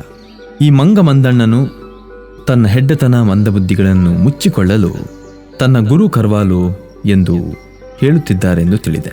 ಮಂದಣ್ಣನ ಊರಾದ ನಾರ್ವೆ ನಮ್ಮ ಮನೆಯ ಎದುರುಗಡೆ ಹಲವು ಮೈಲಿಗಳ ದೂರದಲ್ಲಿ ಕಾಣುವ ಸಹ್ಯಾದ್ರಿ ಶ್ರೇಣಿಗಳ ತಪ್ಪಲಿನಲ್ಲಿ ಇತ್ತು. ಅತ್ಯಂತ ಭಯಂಕರವಾದ ಕಾಡು ಆ ಕಡೆ ಇದೆ ಎಂದು ಕೇಳಿದ್ದೆ. ನಮ್ಮೂರಿನ ಶಿಕಾರಿದಾರರು ದೀಪಾವಳಿ ಹಿಂದಿನ ದಿನ ಶಿಕಾರಿ ಮಾಡಲು ಆ ಕಡೆಗೆ ಹೋಗುತ್ತಿದ್ದರು. ನಿಮ್ಮೂರಿನ ಕಡೆ ಒಂದು ಸಾರಿ ಬರಬೇಕೆಂದಿದ್ದೀನಿ ಕಣೋ ಮಂದಣ್ಣ ಎಂದೆ. ಅದಕ್ಕೆ ಅವನು, ಯಾಕೆ ಸರ್, ಅಲ್ಲೇನು ನೋಡೋದಿದೆ ಹೇಳಿ? ಬರೀ ಮಳೆ, ಕಾಡು, ನೆತ್ತರು ಹೀರೋ ಜಿಗಣೆ, ನಮ್ಮ ಬತ್ತಲೂಟಿ ಮಾಡೋ ಕಾಡು ಹಂದಿಗಳು ಎಂದು ನಿರುತ್ಸಾಹದ ಮಾತಾಡಿದ. ಆ ಪರ್ವತ ಶ್ರೇಣಿಗಳು, ಅವುಗಳನ್ನು ಮುಸುಕಿರುವ ಮೋಡಗಳು, ಇವುಗಳಿಂದ ಅಗೋಚರ ವಿಶ್ವವೊಂದರ ತುಣುಕಿನಂತೆ ಕಂಡ ನಾರ್ವೆ ಬಗ್ಗೆ ಮಂದಣ್ಣ ಏಕೋ ತೀರ ನಿರ್ಲಕ್ಷ್ಯ ತೋರಿದ. ಅವನ ಅರ್ಜಿಯನ್ನು ನಾನು ಕಲ್ಪಿಸುತ್ತಾ ಬರೆಯುತ್ತಾ ಇರಬೇಕಾದ್ರೆ, ಯಾಕೆ ಸರ್ ನೀವು ಜೇನು ಸಾಕಿಲ್ಲ ಎಂದ. ನಾಯಿ ಕುರಿ ಎಲ್ಲ ಸಾಕಿಯಾಯಿತು ಮಾರಾಯ, ಇನ್ನೂ ಅದೊಂದೇ ಬಾಕಿ ಇರೋದು ಎಂದೆ. ಅದಕ್ಕೇನು ಕಟ್ಟಿ ಹಾಕಿ ಮೇವು ಹಾಕಿ ನೋಡಿಕೊಳ್ಳಬೇಕಾಗಿಲ್ಲ ಸರ್, ಸುಮ್ಮನೆ ಪೆಟ್ಟಿಗೆಗೆ ರಾಣಿ ಜೇನು ಕೂರಿಸಿದ್ರೆ ಸಾಕು, ಅವುಗಳ ಪಾಡು ಅವೇ ನೋಡಿಕೊಳ್ಳುತ್ತವೆ ಎಂದ. ಬೇಡಪ್ಪ, ಹೆಂಗಸರು ಮಕ್ಕಳು ಓಡಾಡೋ ಜಾಗ, ಇಲ್ಲಿ ಅದನ್ನು ಸಾಕಿದ್ರೆ ಬಹಳ ಕಷ್ಟ ಎಂದೆ. ಮಂದಣ್ಣ ನನ್ನ ಭಯಕ್ಕೆ ನಸುನಕ್ಕು, ಅವೇನು ಮಾಡ್ತವೆ ಸರ್, ತಿಂಗಳಿಗೊಂದು ಸಾರಿ ಡಬ್ಬಿ ತೆಗೆದು ನೋಡಿಕೊಂಡ್ರೆ ಸಾಕು, ಬೇಕಾದರೆ ನಾನು ಆ ಕೆಲಸ ಮಾಡ್ತೀನಿ, ಬಿ ಮ್ಯಾನ್ ಕೆಲಸ ಎಂದರೆ ಅದೇ ತಾನೇ ಎಂದ. ನನಗೆ ಇನ್ನೂ ಗಾಬರಿಯಾಯಿತು. ಇವನಿಗೆ ಕೆಲಸ ದೊರೆತರೆ ಅದರಿಂದ ನನಗೆ ಇನ್ನೂ ಹೆಚ್ಚಿನ ತೊಂದರೆ ಕಾದಿದೆ ಎಂದು. ಮರಯ, ನೀನು ಬೇಕಾದರೆ ಆ ಕೆಲಸ ಮಾಡು, ಆದರೆ ನನಗೆ ಮಾತ್ರ ತೊಂದರೆ ಕೊಡಬೇಡ. ವರ್ಷಕ್ಕೆ 1 ಟಿನ್ ಜೇನು ತುಪ್ಪ ಕೊಡಿಸಿಬಿಡು, ಇಂಥ 100 ಅರ್ಜಿ ಬೇಕಾದರೂ ಬರೆದು ಕೊಡ್ತೇನೆ. ಅದು ಬಿಟ್ಟು ಇಲ್ಲೇ ಏನಾದರೂ ನಿನ್ನ ಆ ಅನಿಷ್ಟ ಜೇನುಗಳನ್ನು ತಂದು ಬಿಟ್ಟಿಯೋ ನಿನಗೆ ಕೆಲಸ ಕೊಡದ ಹಾಗೆ ಅರ್ಜಿ ಬರೀತೇನೆ ಎಂದೆ. ನನ್ನ ಜೇನಿನ ಮೇಲಿರುವ ಭಯ ಕೋಪಗಳನ್ನು ನೋಡಿ ಮಂದಣ್ಣನಿಗೆ ಜೋರಾಗಿ ನಗು ಬಂತು. ನಾನು ಅರ್ಜಿ ಬರೆದು ಅವನಿಗೆ ಕೊಟ್ಟೆ.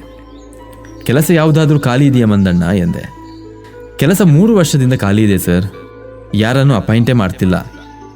ಏನೋ ಒಂದು ಕೆಲಸ ಸಿಕ್ಕಿದ್ರೆ ಈ ವರ್ಷ ಮ್ಯಾರೇಜ್ ಆಗಬೇಕೆಂದಿದ್ದೀನಿ. ಹೋ, ಹಾಗಾದರೆ ಸದ್ಯ ನೀನು ಮ್ಯಾರೇಜು ಪತ್ರಿಕೆಯನ್ನು ಬರೆದುಕೊಳ್ಬೇಕಾಗುತ್ತೆ ಅನ್ನು ಎಂದೆ. ಮಂದಣ್ಣ ಪರಮಾನಂದದಿಂದ ಹಲ್ಕಿರಿಯುತ್ತಾ, ಏನೋ ತಮ್ಮ ಬಾಯಾಗೆ ಬೆಳಗಿನ ಹೊತ್ತಿನಲ್ಲಿ ಬಂದಿದೆ ಸರ್. ಲಕ್ಷ್ಮಣ ನೋಡಿ, ನನ್ನ ವಯಸ್ಸೇ ಆದರೂ ಅವನು ಒಕ್ಕಲಿಗ ಅಂತ ಬೇಗ ಕೆಲಸ ಸಿಕ್ಕಿ ಮ್ಯಾರೇಜು ಆಗಿ ಒಂದು ಮಗುನೂ ಆಯಿತು ಎಂದ. ಅನಂತರ ಬರ್ತೀನೆಂದು ಹೇಳಿ ಹೋದ. ಮರೆಯಾಗುವವರೆಗೂ ಕಿವಿಯಿಂದ ಕಿವಿಯವರೆಗೆ ಹಲ್ಲು ಕಿರಿಯುತ್ತಲೇ ಇದ್ದ. ಮಂದಣ್ಣನಿಗೆ ಕೆಲಸ ಸಿಕ್ಕಲಿಲ್ಲ. ಅವನ ಮ್ಯಾರೇಜಿನ ಪ್ರಶ್ನೆ ದೂರವೇ ಉಳಿಯಿತು.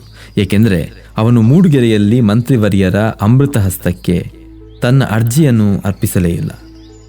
ಇದನ್ನು ನಾನೇ ಖುದ್ದಾಗಿ ಕಂಡ ಸಾಕ್ಷಿಯಾಗಿದ್ದೆ. ಮೂಡುಗೆರೆ ಪೆಟ್ರೋಲ್ ಬಂಕಿನ ಪಕ್ಕದಲ್ಲಿ ತಾಲೂಕು ಅಭಿವೃದ್ಧಿ ಮಂಡಳಿ ಆಫೀಸು. ಅದರ ಪಕ್ಕದ ವಿಶಾಲ ಮೈದಾನದಲ್ಲಿ ಮಂತ್ರಿವರ್ಯರ ಭಾಷಣಕ್ಕೆ ಏರ್ಪಾಟಾಗಿತ್ತು. ಆಗಸ್ಟ್ 15ನೇ ತಾರೀಕಿನಂದಾದ್ದರಿಂದ ಭಾರತ ಧ್ವಜ ಏರಿಸಿ ಅನಂತರ ಮಂತ್ರಿಗಳ ಭಾಷಣ, ಅನಂತರ ಸಾರ್ವಜನಿಕರಿಂದ ಅಹವಾಲುಗಳ ಸ್ವೀಕಾರ ಇತ್ಯಾದಿಗಳು ಕಾರ್ಯಕ್ರಮದ ಪಟ್ಟಿಯಲ್ಲಿದ್ದವು. ನಾನು ಬೆಳಗ್ಗೆ ತೋಟದಲ್ಲಿ ಔಷಧಿ ಸಿಂಪರಣೆ ಮೆಷಿನಿಗೆ ಪೆಟ್ರೋಲು ತರಲೆಂದು ಮೂಡಿಗೆರೆಗೆ ಹೋಗಿದ್ದೆ. ಕಾಕಿ ಬಟ್ಟೆ ಹಾಕಿಕೊಂಡ ವ್ಯಕ್ತಿಯೊಂದು ನಮಸ್ಕಾರ ಸರ್ ಎಂದಿತು. ದಿಗಿಲು ಬಿದ್ದ ನಾನು ಅವ್ಹಾರಿಯ ಆಕೃತಿಯನ್ನು ಸೂಕ್ಷ್ಮವಾಗಿ ಗಮನಿಸಿದೆ. ನೋಡುತ್ತೇನೆ, ಮಂದಣ್ಣ. ತಲೆಯ ಮೇಲೊಂದು ಕುಚ್ಚಿನ ಟೋಪಿ ರಾರಾಜಿಸುತ್ತಿತ್ತು. ಏನಯ್ಯ ಇದು ಎಂದೆ. ನಾನು ಸ್ಕೌಟ್ ಆಗಿದ್ದೆ ಸರ್, ಇವತ್ತು ಮಿನಿಸ್ಟ್ರಿಗೆ ಗಾರ್ಡ್ ಆಫ್ ಆನರ್ ಕೊಡ್ತೀವಿ ಎಂದ. ಅವನ ಹಿಂದೆ ಒಂದಿಷ್ಟು ಜನ ಅದೇ ಬಟ್ಟೆ ಹಾಕಿಕೊಂಡು ಅವನ ಹೈಸ್ಕೂಲ್ ಮಿತ್ರರು ಬ್ಯಾಂಡು, ತುತ್ತೂರಿ, ಹಿತ್ತಾಳೆಯ ತಟ್ಟೆಯಂಥದ್ದು ಏನೇನನ್ನು ಹಿಡಿದು ನಿಂತಿದ್ರು. ಎಲ್ಲ ನಮಸ್ಕಾರ ಹೇಳಿ ಮೈದಾನದತ್ತ ಅಭ್ಯಾಸವಿಲ್ಲದ ಬೂಟು ಕಾಲುಗಳನ್ನು ಅಸಡ ಬಸಡ ಬೀಸುತ್ತಾ ನಡೆದು ಹೋದ್ರು. ಕೊಂಚ ಹೊತ್ತಿನೊಳಗೆ ಬಾವುಟದ ಕಾರೊಂದು ಬರ್ರನೆ ಧೂಳೆಬ್ಬಿಸುತ್ತಾ ಮೂಡುಗೆರೆ ಸರ್ಕಾರಿ ಟಿಬಿ ಕಡೆಗೆ ಹೋಯಿತು. ಅದರ ಹಿಂದೆಯೇ ಒಂದು ಪೊಲೀಸ್ ಜೀಪು, ಒಂದು ಮೋಟಾರ್ ಸೈಕಲ್ಲು ಇತ್ಯಾದಿಗಳು, ನಮ್ಮೂರಿನ ದೊಡ್ಡ ಮನುಷ್ಯರ 2-3 ಕಾರುಗಳು ಹೋದವು. ಅದರ ಹಿಂದೆಯೇ ಒಂದು ಪೊಲೀಸ್ ಜೀಪು, ಒಂದು ಮೋಟಾರ್ ಸೈಕಲ್ಲು ಇತ್ಯಾದಿಗಳು, ನಮ್ಮೂರಿನ ದೊಡ್ಡ ಮನುಷ್ಯರ 2-3 ಕಾರುಗಳು ಹೋದವು. ಇನ್ನೇನು ಮಂತ್ರಿಗಳು ಬಂದರಲ್ಲ, ಕಾರ್ಯಕ್ರಮ ನೋಡಿಕೊಂಡೇ ಹೋಗೋಣವೆಂದು ನಿಂತೆ. ಮಂತ್ರಿವರಿಯರ ಪಾವನ ಪಾದ ಆಗಮಿಸಿದ ಕೂಡಲೇ ಮೂಡುಗೆರೆಯ ಕಳ್ಳರು, ಪುಡಾರಿಗಳು, ಟಕ್ಕರು ಎಲ್ಲ ಗರಿಗರಿ ಪಂಚೆ ಸುತ್ತಿಕೊಂಡು ಕಚ್ಚೆ ಗಟ್ಟಿಯಾಗಿ ಕೈಯಲ್ಲಿ ಹಿಡಿದುಕೊಂಡು ಗಡಿಬಿಡಿಯಿಂದ ಓಡಿದಂತೆ ನಡೆಯುತ್ತಾ ಬಂದರು. ಅವರ ಗುಂಪಿನಿಂದ ಸಾಹೇಬ್ರು ಭಾಳ ಬೇಗ ಬಂದ್ರಲ್ಲ ಮುಂತಾದ ತುಣುಕು ಮಿಣುಕು ಪದಗಳು ನನ್ನ ಕಿವಿ ಮೇಲೆ ಬಿದ್ದವು. ನಾನು ಬಂಕಿನ ಬಳಿಯೇ ಕಾಯುತ್ತಾ ನಿಂತಿದ್ದೆ. ಕೊಂಚ ಹೊತ್ತಿನ ತರುವಾಯ ಮಂತ್ರಿಗಳು ಟಿವಿಯಿಂದ ಮುದುರಿ ಕಟ್ಟಿದ ಧ್ವಜವನ್ನು ನೋಡುತ್ತಾ ಪಕ್ಕದವರ ಮಾತುಗಳಿಗೆ ಗತ್ತಿನಿಂದ ತಲೆದೂಗುತ್ತಾ ತಾಲೂಕು ಆಫೀಸಿನ ಎದುರು ಆಗಮಿಸಿದರು. ಕೆಲವರು ಸಾಲಾಗಿ ನಿಂತಿದ್ರು, ಹಲವರು ಕುಳಿತಿದ್ರು. ಯಾರೋ ಧ್ವನಿವರ್ಧಕದಲ್ಲಿ ಏಳಿ ಏಳಿ ಧ್ವಜಾರೋಹಣ ಎಂದು ಕೂಗಿದ್ರು. ಮಂತ್ರಿಗಳು ಯಾಗಪುರೋಹಿತನ ತರ ಮೂತಿ ಹಾಕಿಕೊಂಡು ಅತ್ತಿತ್ತ ಒಮ್ಮೆ ನೋಡಿ ಅನಂತರ ಮುದುರಿ ಕಟ್ಟಿದ್ದ ಧ್ವಜವನ್ನೇ ನೋಡುತ್ತಾ ಹಗ್ಗ ಎಳೆದ್ರು. ಧ್ವಜ ಬುಗ್ಗನೆ ಬಿಚ್ಚಿಕೊಂಡು ಗಾಳಿಗೆ ಗಂಭೀರವಾಗಿ ಹಾರಾಡತೊಡಗಿತು. ಅದರೊಳಗೆ ಇಟ್ಟು ಕಟ್ಟಿದ್ದ ಸಾವಿರಾರು ಗುಲಾಬಿ ಹೂವಿನ ಪಕಳೆಗಳು ಹಾರಿ ತೇಲಿ ಸಭಿಕರ ಮೇಲೆ ಇಳಿದುವು.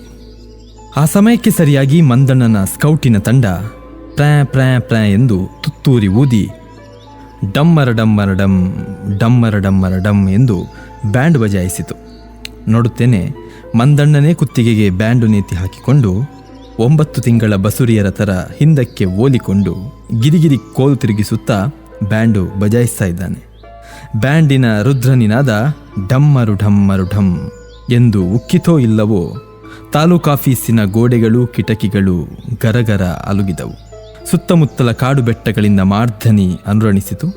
ಇದ್ದಕ್ಕಿದ್ದಂತೆ ಸ್ಪಂದಿಸಿ ಅನುರಣಿಸುತ್ತಿರುವ ರುಂದ್ರ ನಿನಾದಕ್ಕೆ ಅಲ್ಲಿದ್ದ 2 ಹೆಜ್ಜೇನುಗೂಡುಗಳು ಕೋಪಗೊಂಡು ಬುಸ್ಸನೆ ಎದ್ದವು. ಗಾಳಿಗೆ ಪಟಪಟ ಬಡಿಯುತ್ತಿದ್ದ ಬಾವುಟಕ್ಕೆ, ಅದನ್ನು ಹಾರಿಸಿ ಹಿಂದಿರುಗುತ್ತಿದ್ದ ಸ್ಥೂಲಕಾಯದ ಮಂತ್ರಿಗಳಿಗೆ, ಪೊಲೀಸರಿಗೆ, ಪುಡಾರಿಗಳಿಗೆ, ಬ್ಯಾಂಡ್ ಬಜಾಯಿಸುತ್ತಿದ್ದ ಮಂದಣ್ಣನಿಗೆ, ಹುಡುಗರಿಗೆ, ಹೆಂಗಸರಿಗೆ, ದಾರಿಹೋಕರಿಗೆ ಒಂದರ ಮೇಲೊಂದರಂತೆ ಬಂದು ಟಪಟಪಟಪಟಪ ಕಚ್ಚತೊಡಗಿತು. ಹೋ ಎಂದು ಕೂಗುತ್ತಾ ಜನ ಗಾಬರಿಯಿಂದ ಕಂಗಾಲು ಬಿದ್ದು ದಿಕ್ಕಾಪಾಲಾಗಿ ಓಡಿದ್ರು. ಬ್ಯಾಂಡ್ ಹೊತ್ತುಕೊಂಡು ಓಡುತ್ತಿದ್ದ ಮಂದಣ್ಣ ಮುಗ್ಗರಿಸಿ ಬಿದ್ದು ಡ್ರಮ್ ದಡದಡ ಉರುಳಾಡಿಕೊಂಡು ಬೀದಿಯಲ್ಲಿ ಸಾಗಿ 1-2 ಪೋಲಿ ಗೂಳಿಗಳು ಪುಡಾರಿಗಳ ಜೊತೆ ಬಾಲ ಎತ್ತಿಕೊಂಡು ಓಡತೊಡಗಿದವು.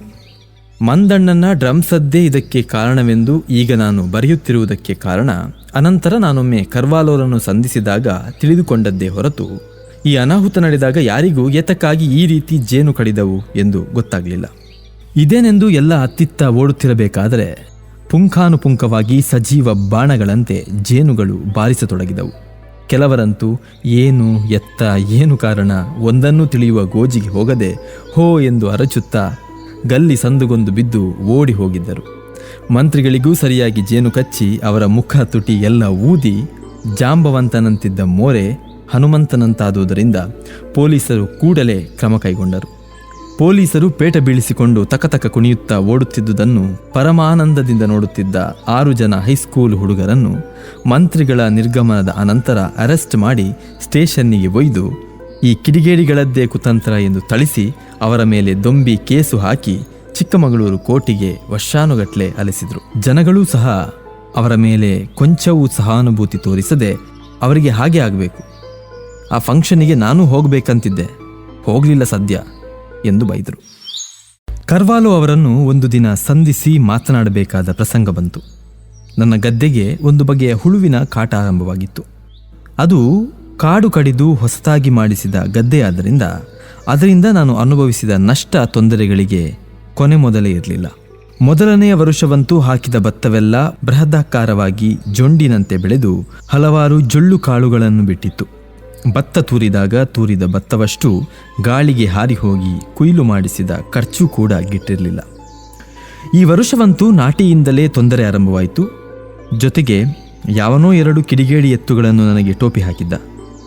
ಗದ್ದೆ ಹೂಡಲು ನೊಗ ಕತ್ತಿಗೆ ಹಾಕಿದೊಡನೆಯೇ ಗದ್ದೆಯಲ್ಲೇ ಸತ್ತವರಂತೆ ಮಲಗಿಬಿಡುತ್ತಿದ್ದವು. ಹೊಡೆದರೂ ಇಲ್ಲ, ಬಡಿದರೂ ಇಲ್ಲ. ಅವುಗಳ ಬಾಲಗಳನ್ನು ಹಿಡಿದು ತುರುಪಿ ನನಗೆ ಸಾಕಾಗಿ ಹೋಯಿತು. ಇದರೊಡನೆಯೇ ಅವು ಹೊಟ್ಟೆ ಉಬ್ಬರಿಸಿದಂತೆ ಮಾಡಿಕೊಂಡು ಕಣ್ಣುಗಳನ್ನು ಊದಿಸಿಕೊಂಡು ಮರಣಾವಸ್ಥೆಯಲ್ಲಿರುವಂತೆ ನಟನೆಯನ್ನೂ ಮಾಡತೊಡಗಿದ್ದವು. ಈ ಗಂಡಾಂತರಗಳನ್ನೆಲ್ಲ ಹೇಗೋ ದಾಟಿ ನಾಟಿ ಮುಗಿಸಿದ್ದ ನನಗೆ ಈಗ ಯಾವುದೋ ಅದೃಶ್ಯ ಹುಳಗಳ ಕಾಟ ಇದಿರಾಗಿತ್ತು. ಹುಳುಗಳು ಪತ್ತೇ ಇರುತ್ತಿರಲಿಲ್ಲ, ಆದರೆ ಎಲೆಗಳು ಮಾತ್ರ ತಿಂದಿರುತ್ತಿದ್ದವು. ಯಾವುದೇ ಔಷಧಿ ಹೊಡೆದರೂ ಪರಿಸ್ಥಿತಿಯಲ್ಲಿ ಯಾವ ಬದಲಾವಣೆಯೂ ಕಂಡುಬರಲೇ ಇಲ್ಲ. ಎಲ್ಲರೂ ಇದು ದಯ್ಯದ ಕಾಟ ಎಂದು ನಿಸ್ಸಂಶಯ ನಿರ್ಧಾರಕ್ಕೆ ಬಂದಿದ್ದರು. ನಾನು ಈ ಮೌಢ್ಯಕ್ಕೆ ಶರಣಾಗುವ ಮೊದಲು ಕರ್ವಾಲೋರನ್ನು ಒಮ್ಮೆ ನೋಡಬೇಕೆಂದು ನಿರ್ಧರಿಸಿದೆ. ಅವರ ರಿಸರ್ಚ್ ಸ್ಟೇಷನಿಗೆ ಒಮ್ಮೆ ಹೋದೆ. ಒಳಗೆ ಎಂತೆಂಥದ್ದೋ 108 ಉಪಕರಣಗಳು, ಟೆಸ್ಟ್ ಟ್ಯೂಬ್ಗಳು, ಫ್ಲಾಸ್ಕುಗಳು ಮುಂತಾದವುಗಳ ನಡುವೆ ಒಬ್ಬ ಸಿಗರೇಟ್ ಸೇದುತ್ತಾ ದಪ್ಪಗಾಜಿನ ಕನ್ನಡಕದ ಗೂಬೆ ಮೋರೆಯಾತ ಕೆಲಸ ಮಾಡುತ್ತಿದ್ದ. ಕರ್ವಾಲೋ ಎಲ್ಲಿದ್ದಾರೋ ಎಂದು ಕೇಳಿದೆ. ಅವನು ಮಾತನಾಡದೆ ಒಂದು ಬಾಗಿಲತ್ತ ಕೈ ಮಾಡಿ ಆಶ್ಚರ್ಯದಿಂದ ನನ್ನನ್ನು ನೋಡಿದ. ನಾನು ಅವನು ತೋರಿದ ಬಾಗಿಲತ್ತ ಹೋಗಿ ತಟ್ಟಿದೆ. ಪಕ್ಕ ಪ್ರೊಫೆಸರ್ ಕರ್ವಾಲೋ ಎಂದು ಒಂದು ಬೋರ್ಡ್ ಇತ್ತು. ಒಂದು ಸಣ್ಣ ದನಿ ಒಳಗಿನಿಂದ ಕಮ್ ಇನ್ ಎಂದಿತು. ಬಾಗಿಲನ್ನು ದೂಡಿ ಒಳಗೆ ಹೋದೆ. ಪ್ರೊಫೆಸರ್ ಕರ್ವಾಲೋ ಫೈಲುಗಳನ್ನು ಇಟ್ಟುಕೊಂಡು ಏನನ್ನೋ ನೋಟ್ ಮಾಡಿಕೊಳ್ಳುತ್ತಾ ಇದ್ದರು. ಎದುರಿಗೆ 2 ಐಪೀಸ್ ಇರುವ ಒಂದು ಮೈಕ್ರೋಸ್ಕೋಪ್ ಇತ್ತು. ನನ್ನನ್ನು ನೋಡಿ ಕುರ್ಚಿ ತೋರಿಸಿ ಎಸ್ ಎಂದರು. ನಾನು ಮಾತು ಆರಂಭಿಸಬಹುದೆಂದು ತಿಳಿದು ನನ್ನ ಗದ್ದೆಗೆ ಉಂಟಾಗಿರುವ ತೊಂದರೆಗಳನ್ನೆಲ್ಲ ವಿವರಿಸಿದೆನು. ಅವರು ಎಲ್ಲವನ್ನೂ ತೀರ ಸಮಾಧಾನದಿಂದ ಕೇಳಿ, ನಾನು ನೋಡಿ ಅನಂತರ ನಿರ್ಣಯ ಹೇಳ್ತೇನೆ. ನೀವು ಇನ್ನೊಮ್ಮೆ ಬರುವಾಗ ಹುಳುಗಳನ್ನು ತನ್ನಿ. ಸದ್ಯಕ್ಕೆ ನೀವು ಇಷ್ಟು ಮಾಡಿ, ಗದ್ದೆ ನೀರನ್ನು ಸಂಪೂರ್ಣ ತೆಗೀರಿ. ಆ ಹುಳುಗಳು ಗಿಡದ ಬೊಡ್ಡೆಗಳಲ್ಲಿ ನೀರಿನೊಳಗೆ ಮುಳುಗಿಕೊಂಡಿರ್ತದೆ. ಆದ್ದರಿಂದ ನಿಮ್ಮ ಔಷಧಿ ಅದನ್ನು ತಲುಪಿಯೇ ಇಲ್ಲ. ನಿಮ್ಮ ವಿವರಣೆ ನೋಡಿದರೆ ಅವು ಆರ್ಮಿ ವರ್ಮ್ ಇರಬೇಕು ಎಂದರು. ಅರೆ ಬೆಳ್ಳಗಾಗಿದ್ದ ಗಡ್ಡ ಮೀಸೆ, ಹದ್ದಿನ ಕೊಕ್ಕಿನಂಥ ಮೂಗು, ತೀರಾ ಗಂಭೀರವಾದ ಕಣ್ಣುಗಳು ಮುಂತಾದವುಗಳಿಂದ ಕರ್ವಾಲೋ ಬಹಳ ಗಂಭೀರವಾಗಿ ಕಾಣ್ತಾ ಇದ್ರು. ಸುಮಾರು 50 ವರ್ಷದವರಿರಬಹುದು. ಮಂಗಳೂರು ಕಡೆಯ ಕ್ರಿಶ್ಚಿಯನ್ನರಂತೆ ಕಂಡರು. ಕನ್ನಡವನ್ನು ಅವರಂತೆ ಬಹಳ ಗ್ರಾಂಥಿಕವಾಗಿ ಆಡ್ತಾ ಇದ್ರು. ಮಂದಣ್ಣ ಅವರ ಶಿಷ್ಯನಾಗುವ ಯಾವುದೇ ಸಾಧ್ಯತೆಯೂ ನನಗೆ ಕಾಣಲಿಲ್ಲ. ಡೋಂಗಿ ಹೊಡೆದಿದ್ದಾನೆಂದುಕೊಂಡೆ. ಮಾತು ಮುಗಿದ ನಂತರ ಲೋಕಾಭಿರಾಮವಾಗಿ ಹರಟುತ್ತಾ ಕೂರಲು ಮನಸ್ಸಾಗಲಿಲ್ಲ. ಆದ್ದರಿಂದ ಬರ್ತೀನಿ ಸರ್, ನಿಮಗೆ ತೊಂದರೆ ಕೊಟ್ಟನೇನು ಎಂದು ಎದ್ದೆ. ಮಿಸ್ಟರ್ ಎಂದು ನನ್ನನ್ನು ತಡೆದು, ಮೈ ಡಿಯರ್ ಯಂಗ್ ಮ್ಯಾನ್, ಈ ಮಾತನ್ನು ನೀವು ಸೀರಿಯಸ್ ಆಗಿ ಹೇಳಿಲ್ಲ ಅಂತ ತಿಳಿದಿದ್ದೇನೆ. ನನ್ನ ಕೆಲಸ ಇಲ್ಲಿ ನಿಮ್ಮಂಥವರ ತೊಂದರೆ ತಾಪತ್ರಯಗಳನ್ನು ನೋಡಿಕೊಳ್ಳೋದು, ಕೈಲಾದ ಸಹಾಯ ಮಾಡೋದು. ಆದ್ದರಿಂದ ನನಗೆ ತೊಂದರೆ ಕೊಡುವುದು ನಿಮ್ಮ ಹಕ್ಕು ಎಂದರು. ಬೇರಾರ ಬಾಯಲ್ಲಿಯಾದರೂ ಕೇವಲ ಅಧಿಕಾರಶಾಹಿಯ ಬೊಗಳೆಯಾಗಬಹುದಾದ ಈ ಉಕ್ತಿಗಳು ಕರ್ವಾಲೋ ಅವರ ಪ್ರಾಮಾಣಿಕ ಧ್ವನಿಯಲ್ಲಿ ಸಹಜವಾಗಿ ಬಂದವು. ನಾನು ಬಾಗಿಲನ್ನು ತಳ್ಳಿಕೊಂಡು ಹೊರಬಂದೆ. ಆ ಹುಳುಗಳೆಲ್ಲ ಕರ್ವಾಲೋ ಊಹಿಸಿದಂತೆಯೇ ವರ್ತಿಸುತ್ತಿದ್ದವು. ಭತ್ತದ ಸಸಿಗಳ ಬೊಡ್ಡೆಯಲ್ಲಿ ನೀರಿನೊಳಗೆ ಮುಳುಗಿಕೊಂಡು ಒಂದೊಂದು ಗಿಡದೊಳಗೆ ಡಜನ್ ಗಟ್ಟಲೆ ಕುಳಿತಿದ್ದವು. ನೀರು ಖಾಲಿ ಮಾಡುತ್ತಿದ್ದಂತೆ ಗದ್ದೆ ನೆಲದ ಮೇಲೆ ತೆವಳಾಡಲಾರಂಭಿಸಿದ ಅವುಗಳನ್ನು ಹಕ್ಕಿ, ಕಪ್ಪೆ, ಇರುವೆ ಮುಂತಾದವು ಹಿಡಿದು ಹಬ್ಬ ಮಾಡಿದವು. ಅನಂತರ ನಾವು ಔಷಧಿ ಸಿಂಪಡಿಸಿ ಅವುಗಳನ್ನು ನಾಮಾವಶೇಷ ಮಾಡಿದೆವು. ಆದರೆ ನನ್ನ ಗದ್ದೆಯನ್ನು ಆಗಲೇ ಅವು ಅರ್ಧಕ್ಕರ್ಧ ತಿಂದು ಹಾಕಿದ್ದವು. ಕರ್ವಾಲೋರಿಗೆ ನಾನು ಹುಳುಗಳನ್ನು ಒಯ್ದು ಕೊಟ್ಟಾಗ ಅವರ ಊಹೆ ನಿಜವಾದುದನ್ನು ಕಂಡು ಬಹಳ ಖುಷಿಯಾಯಿತು. ನಾನು ಅವರಿಗೆ ಕೈಗೊಂಡ ಕ್ರಮಗಳನ್ನೆಲ್ಲ ವಿವರಿಸಿ ಹಿಂದಿರುಗುತ್ತಿದ್ದಾಗ ಪದೇ ಪದೇ ಬರುತ್ತಾ ಇರುವಂತೆಯೂ ಈವರೆಗೆ ಅವರ ರಿಸರ್ಚ್ ಸೆಂಟರಿಗೆ ಬಂದಿರುವ ರೈತನೆಂದರೆ ನಾನೊಬ್ಬನೇ ಎಂದು ಹೇಳಿದರು.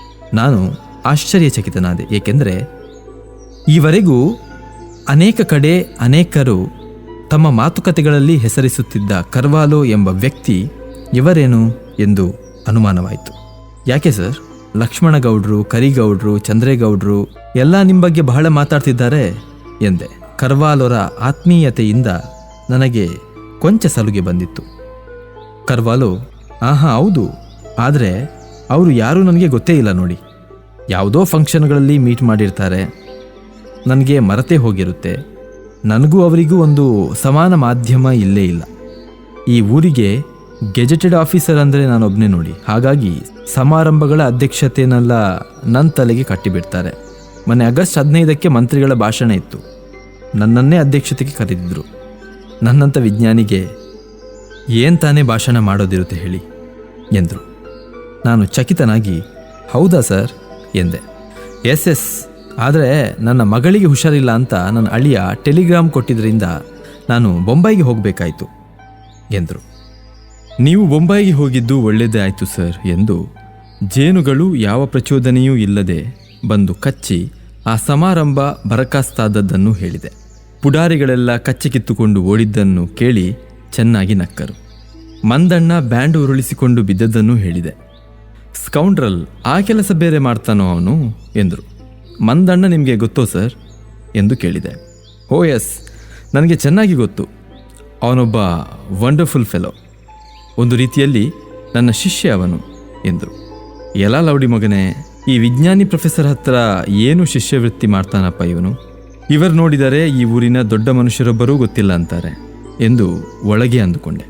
ಕರ್ವಾಲೋ ಹೇಳಿದರು, ಜೇನುಗಳು ಮಂದಣ್ಣನ ಡ್ರಮ್ ಸದ್ದಿನಿಂದಲೇ ಕೋಪಗೊಂಡಿರಬೇಕು. ತನ್ನಿಂದ ತಾನೇ ಪ್ರಚೋದನೆ ಇಲ್ಲದೆ ಮನುಷ್ಯರ ಮೇಲೆ ಎರಗುವ ಜೇನು ಭಾರತದಲ್ಲಿಲ್ಲ. ದಕ್ಷಿಣ ಆಫ್ರಿಕಾದಲ್ಲಿ ಮಾತ್ರ ಒಂದು ಜಾತಿಯ ಜೇನುಗಳು ಈ ರೀತಿ ವರ್ತಿಸುತ್ತವೆ. ಮೌಮೌಬಿ ಎಂದು ಅದರ ಹೆಸರು. ಅಂತೂ ಈ ಅನಾಹುತ ನನ್ನ ಅಧ್ಯಕ್ಷತೆಯಲ್ಲಿ ನಡೆಯಲಿಲ್ವಲ್ಲ ಎಂದು ಸಮಾಧಾನ ಸೂಚಿಸಿದರು. ನಾನು ಬರ್ತೀನಿ ಸರ್ ಎಂದು ಹೇಳಿ ಹೊರಟೆ. ನಾನು ಮಂದಣ್ಣನ ಡ್ರಮ್ ಘಟನೆಯ ನಂತರ ಸುಮಾರು ದಿನ ಅವನನ್ನು ನೋಡಲೇ ಇಲ್ಲ. ಕರ್ವಾಲೋ ಮಾತ್ರ ತಮ್ಮ ಸಂಶೋಧನಾ ಕೇಂದ್ರದ ಹೊರಗೆ ಹಲೋ ಎಂದು ಕೈ ಬೀಸುತ್ತಾ ಆಗೀಗ ಕಾಣಸಿಗುತ್ತಿದ್ದರು. ಹೀಗಿರಬೇಕಾದ್ರೆ ಒಮ್ಮೊಮ್ಮೆ ಹಠತ್ತಾಗಿ ಮಂದಣ್ಣನನ್ನು ಸಂಧಿಸುವ ಯೋಗ ಒದಗಿ ಬಂತು. ಪ್ಯಾರಾ ಒಂದು ದಿನ ಅಕ್ಕಿ ಹಿಟ್ಟು ಮಾಡಿಸಿಕೊಂಡು ಬರಲು ನಮ್ಮೂರಿನಿಂದ 5-6 ಮೈಲಿ ದೂರದಲ್ಲಿದ್ದ ನಾಗನಹಳ್ಳಿಗೆ ಹೋಗಿದ್ದ. ಹಿಟ್ಟು ಮಾಡಿಸಿಕೊಂಡು ನಾಗನಹಳ್ಳಿ ಬಸ್ ಸ್ಟ್ಯಾಂಡ್ನಲ್ಲಿ ಬಸ್ಸಿಗೆ ಕಾಯುತ್ತಾ ಮಂದಣ್ಣ ನಿಂತಿದ್ದಂತೆ. ನಮ್ಮ ಮನೆಗೆ ಬಂದಿದ್ದಾಗ ಪ್ಯಾರಾ ನಮ್ಮ ಮನೆಗೆಲಸ ಮಾಡುತ್ತಿರುವುದನ್ನು ತಿಳಿದಿದ್ದ. ಆದ್ದರಿಂದ ಪ್ಯಾರನನ್ನು ಮಾತನಾಡಿಸಿದಂತೆ. ಕೊಂಚ ಮಾತಾಡಿದ ನಂತರ ಪ್ಯಾರನನ್ನು ಒಂದು ಪಕ್ಕಕ್ಕೆ ಕರೆದು, ಏನೋ ನಿಮ್ಮ ಸಾವುಕಾರರು ಎನ್ವಿ ತಗೊಂತಾರೇನೋ ಎಂದು ಪಿಸು ಮಾತಿನಲ್ಲಿ ಕೇಳಿದಂತೆ. ಅವನು ಪಕ್ಕಕ್ಕೆ ಗುಟ್ಟಾಗಿ ಹೇಳಿದ ಥರದಲ್ಲಿ ಎನ್ವಿ ಎಂದರೆ ಯಾವುದೋ ಮಾದಕ ಪಾನೀಯವಿರಬೇಕೆಂದು ತಿಳಿದ ಪ್ಯಾರ, ಛೇಛೆ ಅವರಿಗೆ ಅಂಥದ್ದೆಲ್ಲ ಅಭ್ಯಾಸ ಇಲ್ಲ ಎಂದಂತೆ. ಹಂಗಾರೆ ನಿಮ್ಮ ಸಾವುಕಾರರು ಯಾವ ಜಾತಿನೋ ಎಂದಂತೆ. ಪ್ಯಾರ ಗೌಡ್ರು ಎಂದ. ಲಿಂಗಾಯತ ಗೌಡ್ರ? ಇಲ್ಲಪ್ಪ, ಒಕ್ಕಲಿಗರು. ಹಂಗಾರೆ ಮಾಂಸ ತಿನ್ನಬೇಕಲ್ಲ? ಓ ಅದು ತಿಂತಾರೆ ಎಂದು ಪ್ಯಾರ ಹೇಳಿದ್ನಂತೆ. ಹಂಗಾರೆ ಪಿಗ್ ಮಟನ್ ಸ್ವಲ್ಪ ನಾಳೆ ತಂದು ಕೊಡ್ಲೇನೋ ಎಂದು ಕೇಳಿದ್ದಕ್ಕೆ ಪ್ಯಾರ ಓ ಆಗಲಿ ಎಂದನಂತೆ. ಪ್ಯಾರ ನಡೆದುದನ್ನೆಲ್ಲ ಕಣ್ಣಿಗೆ ಕಟ್ಟುವಂತೆ ಹೇಳಿದ. ಲೋ ಪ್ಯಾರ, ಪಿಗ್ ಮಟನ್ ಅಂದ್ರೇನು ಗೊತ್ತೇನೋ ಎಂದೆ. ಮಟನ್ ಅಂದರೆ ಮಾಂಸ ಅಲ್ವೇನು ಸ್ವಾಮಿ? ನಮ್ಮ ಭಾವ ಮೂಡ್ಗೆರೆಯಲ್ಲಿ ಮಟನ್ ಸ್ಟಾಲ್ ಇಟ್ಟಿದ್ದಾನೆ ಎಂದ. ಮಂದಣ್ಣ ಹಂದಿ ಮಾಂಸಕ್ಕೆ ಪಿಗ್ ಮಟನ್ ಅಂದಿದ್ದಾನೆ ಕಣೋ. ನಿನ್ನ ಮನೆ ಹಾಳಾಗ, ಅವನ ಇಂಗ್ಲೀಷಿಗೆ ಬೆಂಕಿ ಹಾಕ. ಸಾಬನ್ ಬಾಯಿಗೆ ಹಂದಿ ಮಾಂಸ ಹಾಕಿ ಜಾತಿ ಕೆಡಿಸಿದ್ರಂತ ಜಗಳ ತೆಗ್ದೀಯಾ, ಈಗಲೇ ಹೇಳಿದ್ದೀನಿ ಎಂದೆ. ಅಯ್ಯಯ್ಯೋ, ಸುವರ್ ಮಾಂಸವೇನೋ ಸ್ವಾಮಿ? ಮಂದಣ್ಣ ನನ್ನ ದೂರ ಕರ್ಕೊಂಡೋಗಿ ಕಿವಿಲಿ ಗುಟ್ನಲ್ಲಿ ಇಂಗ್ಲೀಷ್ನಲ್ಲಿ ಹೇಳಿದ್ದು ಒಳ್ಳೆಯದೇ ಆಯಿತು. ಯಾಕೋ ಹಲ್ಕ, ಹಾಗಾದರೆ ತಿಂತೀಯೇನೋ? ನಿಮ್ಮ ಅಪ್ಪಮ್ಮನಿಗೆ ಗೊತ್ತಾಗಿ ಗಲಾಟೆ ಮಾಡಿದರೆ ಏನು ಗತಿ? ತಿನ್ನೋದು ಬಿಡೋದು ಬ್ಯಾರೆ ವಿಚಾರ ಸ್ವಾಮಿ. ಇದನ್ನು ತಿಂದೋರಿಗೆ ನಮ್ಮ ಜಾತಿ ಮಸಣದಲ್ಲಿ ಹೆಣ ಹೂಳೋದಕ್ಕೆ ಕೂಡ ಜಾಗ ಕೊಡೋದಿಲ್ಲ. ಮಸೀದಿಯಲ್ಲೊಂದು ಪೆಟ್ಟಿಗೆ ಇರುತ್ತೆ ಹೆಣ ತೆಗೊಂಡೋಗೋದಕ್ಕೆ, ಅದನ್ನೂ ಕೊಡಲ್ಲ. ಭಾಳ ತಕರಾರು ಮಾಡ್ತಾರೆ. ಅದನ್ನು ಯಾಕೆ ನಿಮ್ಮ ಜಾತಿಯಲ್ಲಿ ತಿನ್ನಲ್ವೋ ಎಂದೆ. ಅದು ಅಲ್ಲಾ ಕೈಲಿ ಬಿಸ್ಮಿಲ್ಲಾ ಮಾಡಿಸ್ಕೊಳ್ಳಲಿಲ್ವಂತೆ, ಮಿಕ್ಕೋವೆಲ್ಲ ಮಾಡಿಸಿಕೊಂಡವಂತೆ. ಸುವರ್ ಅಲ್ಲಾಗೆ ಉಲ್ಟ ಹೊಡೆದಿದ್ರಿಂದ ಅದನ್ನು ತಿನ್ನಕೂಡ್ದು ಅಂತ ಕಟ್ಟು ಮಾಡವ್ರೆ. ಅವನ ದಾಟಿಯಲ್ಲಿ ಅವನು ತಿನ್ನೋದು ಪಬ್ಲಿಕ್ ಆಗಕೂಡದು ಅಂತ ಅಭಿಪ್ರಾಯವಿದ್ದಂತಿತ್ತು. ಮಾರನೇ ದಿನ ಮಂದಣ್ಣ ಒಂದು ಚೀಲದಲ್ಲಿ ಪಿಗ್ ಮಟನ್ ಹೊತ್ತುಕೊಂಡು ಬಂದ. ಚೀಲದಿಂದ ಕೆಂಬಣ್ಣದ ನೀರು ಇಳಿಯುತ್ತಿತ್ತು. ನಾನು ಕೊಂಚ ಜಿಗುಪ್ಸೆಯಿಂದ ಅವನ ಚೀಲದ ಕಡೆಗೆ ನೋಡಿದೆ.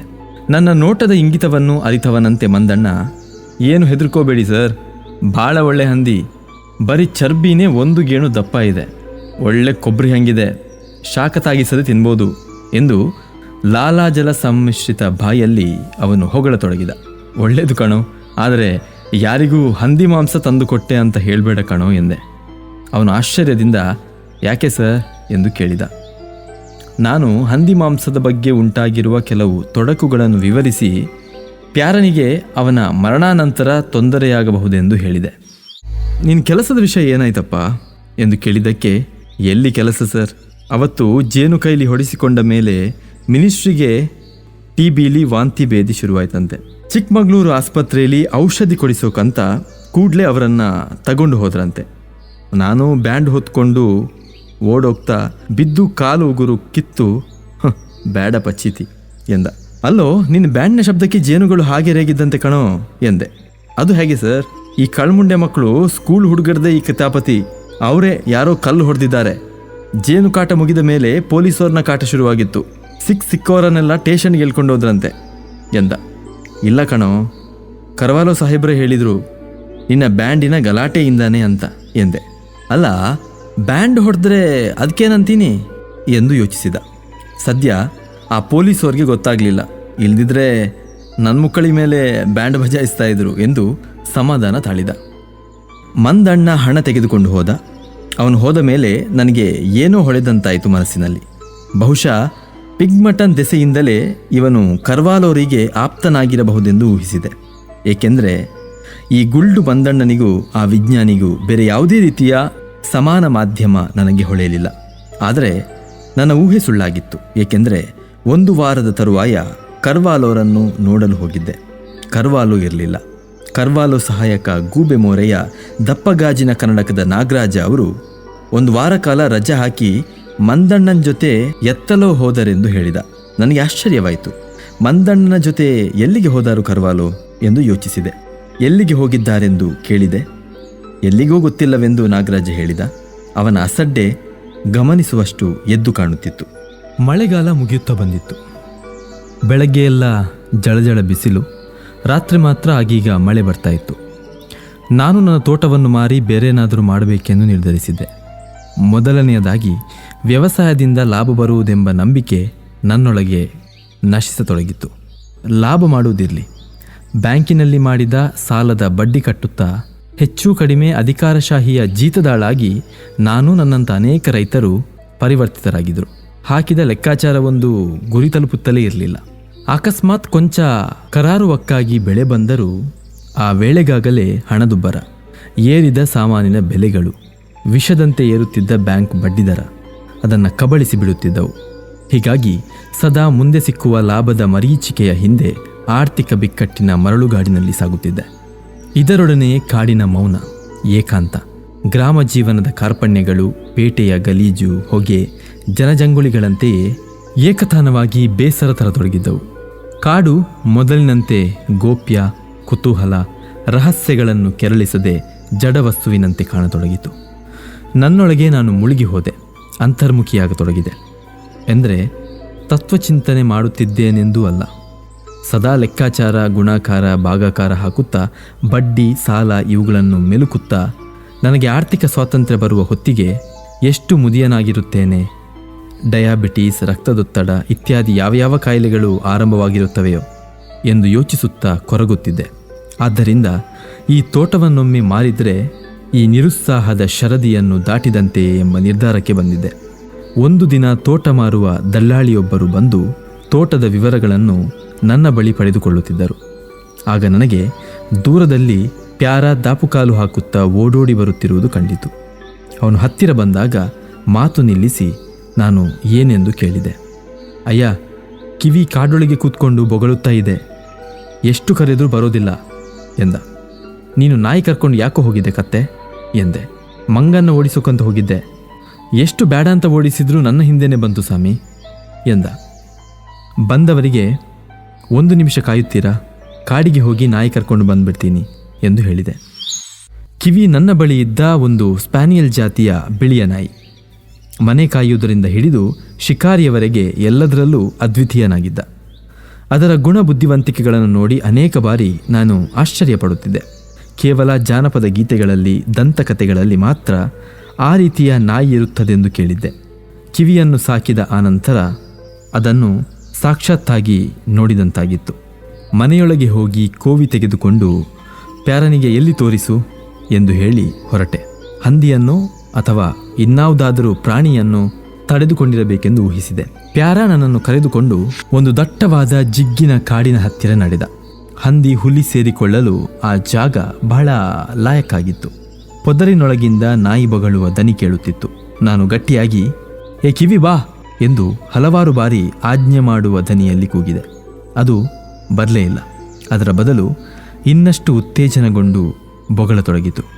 ಪ್ಯಾರನ ಕಡೆಗೆ ತಿರುಗಿ, ಹಲ್ಕ ಬಡ್ಡಿ ಮಗನೆ, ಏಲಕ್ಕಿ ತೋಟಕ್ಕೆ ಹೋಗ್ತೀನಂತ ಹೇಳಿ ಇಲ್ಲಿಗೆ ಯಾಕೋ ಬಂದೆ ಎಂದು ಬೈದೆ.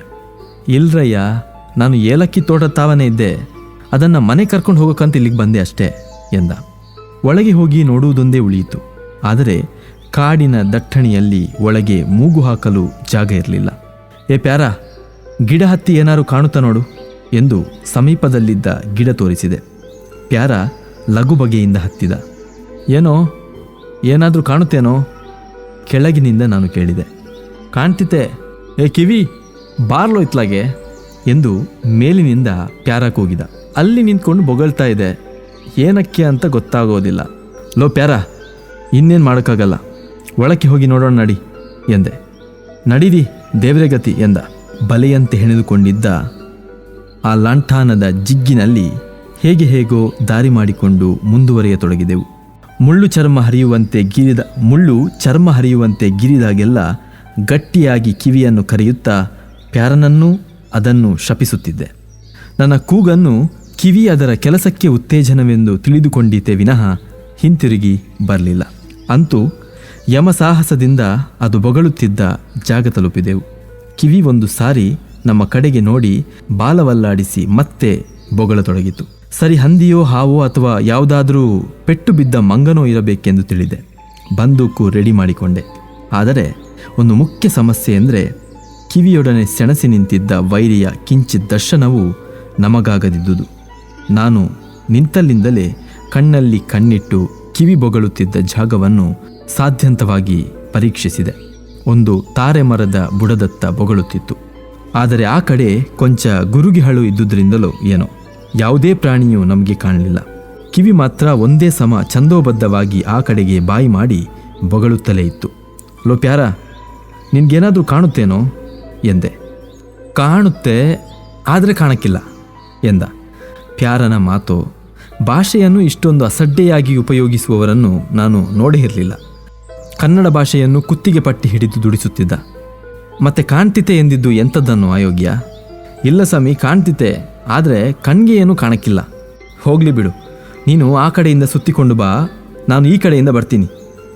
ಎಂಥದ್ದಾದರೂ ಕಂಡ್ರೆ ಹೇಳು. ಆಯಿತು ನಡೀರಿ ಎಂದ. ಇಬ್ಬರೂ ಮರದ ಬೇರೆ ಬೇರೆ ಪಾರ್ಶ್ವದಿಂದ ಸುತ್ತಿ ಹೊರಟೆವು. ನಾವಿನ್ನೂ ಅರ್ಧ ದಾರಿ ಕ್ರಮಿಸಿರಲಿಲ್ಲ. ಓ ಬನ್ನಿ ಸ್ವಾಮಿ, ಏ ಕಿವಿ ಬಾರೋ ಇತ್ಲಾಗೆ ಎಂದು ಪ್ಯಾರ ಕೂಗಿದ್ದು ಕೇಳಿಸಿತು. ಅವನ ಮಾತಿನಿಂದ ಅಲ್ಲೇನೂ ಭಯಂಕರ ಪ್ರಾಣಿ ಇಲ್ಲ ಎಂದು ಖಾತರಿಯಾಗಿ ಏನೋ ಅದು ಎನ್ನುತ್ತಾ ಧೈರ್ಯವಾಗಿ ಹಳುವಿನಲ್ಲಿ ಸಾಗಿದೆ. ಮಡ್ಕೆ ಸ್ವಾಮಿ, ಯಾರೋ ಕಳ್ಳನ ಮಕ್ಕಳು ಬಟ್ಟಿ ಸರಾಪು ಕಾಯಿಸ್ತಿರೋದು, ಈ ಕಿವಿಗೆ ಬೇರೆ ಕೆಲಸ ಇಲ್ಲ ಎಂದು ಬೈದ. ನಾನು ಬಳಿಗೆ ಹೋಗಿ ನೋಡ್ತೇನೆ, ಯಾರೋ ಶರಾಬು ಕಾಯಿಸಿದ ಮಡಕೆಯನ್ನು ಬೋರಲಿಟ್ಟಂತೆ ಕಾಣುತ್ತಿತ್ತು. ಕಿವಿಗೆ ಒಂದು ಸರಿಯಾಗಿ ಗುದ್ದಬೇಕೆನ್ನುವಷ್ಟು ಕೋಪ ಬಂತು. ಆದರೆ ಕಿವಿ ಜೋರಾಗಿ ಬೊಗಳಿದಂತೆಲ್ಲ ಮಡಕೆಯೊಳಗಿಂದ ಹಿಸ್ಸೆಂಬ ಸದ್ದು ಹಾವು ಬುಸುಗುಡುವಂತೆ ಬರುತ್ತಿತ್ತು. ನಾನು ಯಾವುದೋ ಹಾವೊಂದು ಮಡಕೆಯೊಳಗೆ ಸೇರಿದೆ ಎಂದು ತಿಳಿದು ಮಡಕೆಗೆ ಹತ್ತಿರ ಹೋದೆ. ಮಡಕೆಯೊಳಗಿಂದ ವಿದ್ಯುತ್ ಡೈನಮೋ ರೀತಿ ಸದ್ದು ಬರುತ್ತಿತ್ತು. ಅಷ್ಟರೊಳಗೆ ಪ್ಯಾರ ಅಯ್ಯಯ್ಯೋ ಜೇನು ಸ್ವಾಮಿ, ಜೇನು ಎಂದು ಕೂಗಿದ. ನೋಡಿದೆ, ಹೌದು, ಜೇನುಗಳು. ಒಂದೊಂದಾಗಿ ಬೋರಲಾದ ಮಡಕೆ ಬಾಯೊಳಗೆ ಹೋಗುತ್ತಾ ಇದ್ದವು. ಕಿವಿ ಬೊಗಳಿದಾಗೆಲ್ಲ ಅಷ್ಟು ಒಟ್ಟಿಗೆ ರೆಕ್ಕೆ ಝೇಂಕರಿಸಿ ಬುಸುಗುಡುವಂತೆ ಸದ್ದು ಮಾಡುತ್ತಿದ್ದವು. ನೋಡಿದ್ರ ಸಮಿ, ಜೇನು ಕಂಡ್ರೆ ಹೇಳು ಅಂತ ಹೇಳಿದ್ರಲ್ಲ, ಕಿವಿನೇ ಕಂಡು ಹಿಡಿದ್ನಲ್ಲ ಈಗ, ನೋಡಿದ್ರಾ ಹೆಂಗಾಯ್ತಿವನು ಬುದ್ಧಿ ಎಂದ ಪ್ಯಾರ. ಅಷ್ಟರೊಳಗೆ ಟುಯ್ ಎಂದು ತಂತಿ ಮಿಡಿದಂತೆ ಸದ್ದಾಯಿತು. ಕಿವಿಯ ಬಳಿಯೇ ಆದ ಈ ಸದ್ದು ಏನೆಂದು ತಿಳಿಯಲು ಕಣ್ಣು ಹೊರಳಿಸುವಷ್ಟರಲ್ಲಿ ಫಟ್ ಎಂದು ತುಟಿಗೆ ಒಂದು ಜೇನು ಬಾರಿಸಿತು. ಅರೆರ್ರೆ ಎಂದು ನಾನು ಏನೂ ಹೇಳಬೇಕೆಂದಿರುವಷ್ಟರಲ್ಲಿ ಪಟಪಟ ಜೇನುಗಳ ದಾಳಿ ಆರಂಭ ಆಯಿತು. ಕಂಬಿ ಕೀಳುವುದನ್ನೊಂದುಳಿದು ಬೇರೆ ಮಾರ್ಗವೇ ಇರಲಿಲ್ಲ. ಅರೆ ಇಸ್ಕಿ ತತ್ತೇರಿ ಎನ್ನುತ್ತಾ ಪ್ಯಾರ, ಬನ್ನಿ ಸಮಿ, ಜೇನು ಬಾರಿ ರಾಂಗ್ ಆಗೋ ಹಾಗೆ ಕಾಣ್ತಿವೆ ಎಂದು ಕೂಗಿದ. ಕಿವಿಗೂ ಒಂದೆರಡು ಜೇನು ಮೂತಿಗೆ ಬಾರಿಸಿರಬೇಕು. ಎಷ್ಟು ಕರೆದ್ರೂ ಬರದಿದ್ದುದು ಮೂತಿ ಕೊಡ ಹುತ್ತ ದೆವ್ವ ಹಿಡಿದವರಂತೆ ಕ್ಷಣ ಮಾತ್ರದಲ್ಲಿ ಕಂಬಿ ಕಿತ್ತಿತು. ನಾನೂ ಪ್ಯಾರನು ಮುಳ್ಳು ಪೊದೆಗಳ ನಡುವೆ ಆದಷ್ಟು ವೇಗವಾಗಿ ಸುರಕ್ಷಿತ ಜಾಗ ಹುಡುಕಿಕೊಂಡು ಪಲಾಯನ ಮಾಡಿದೆವು.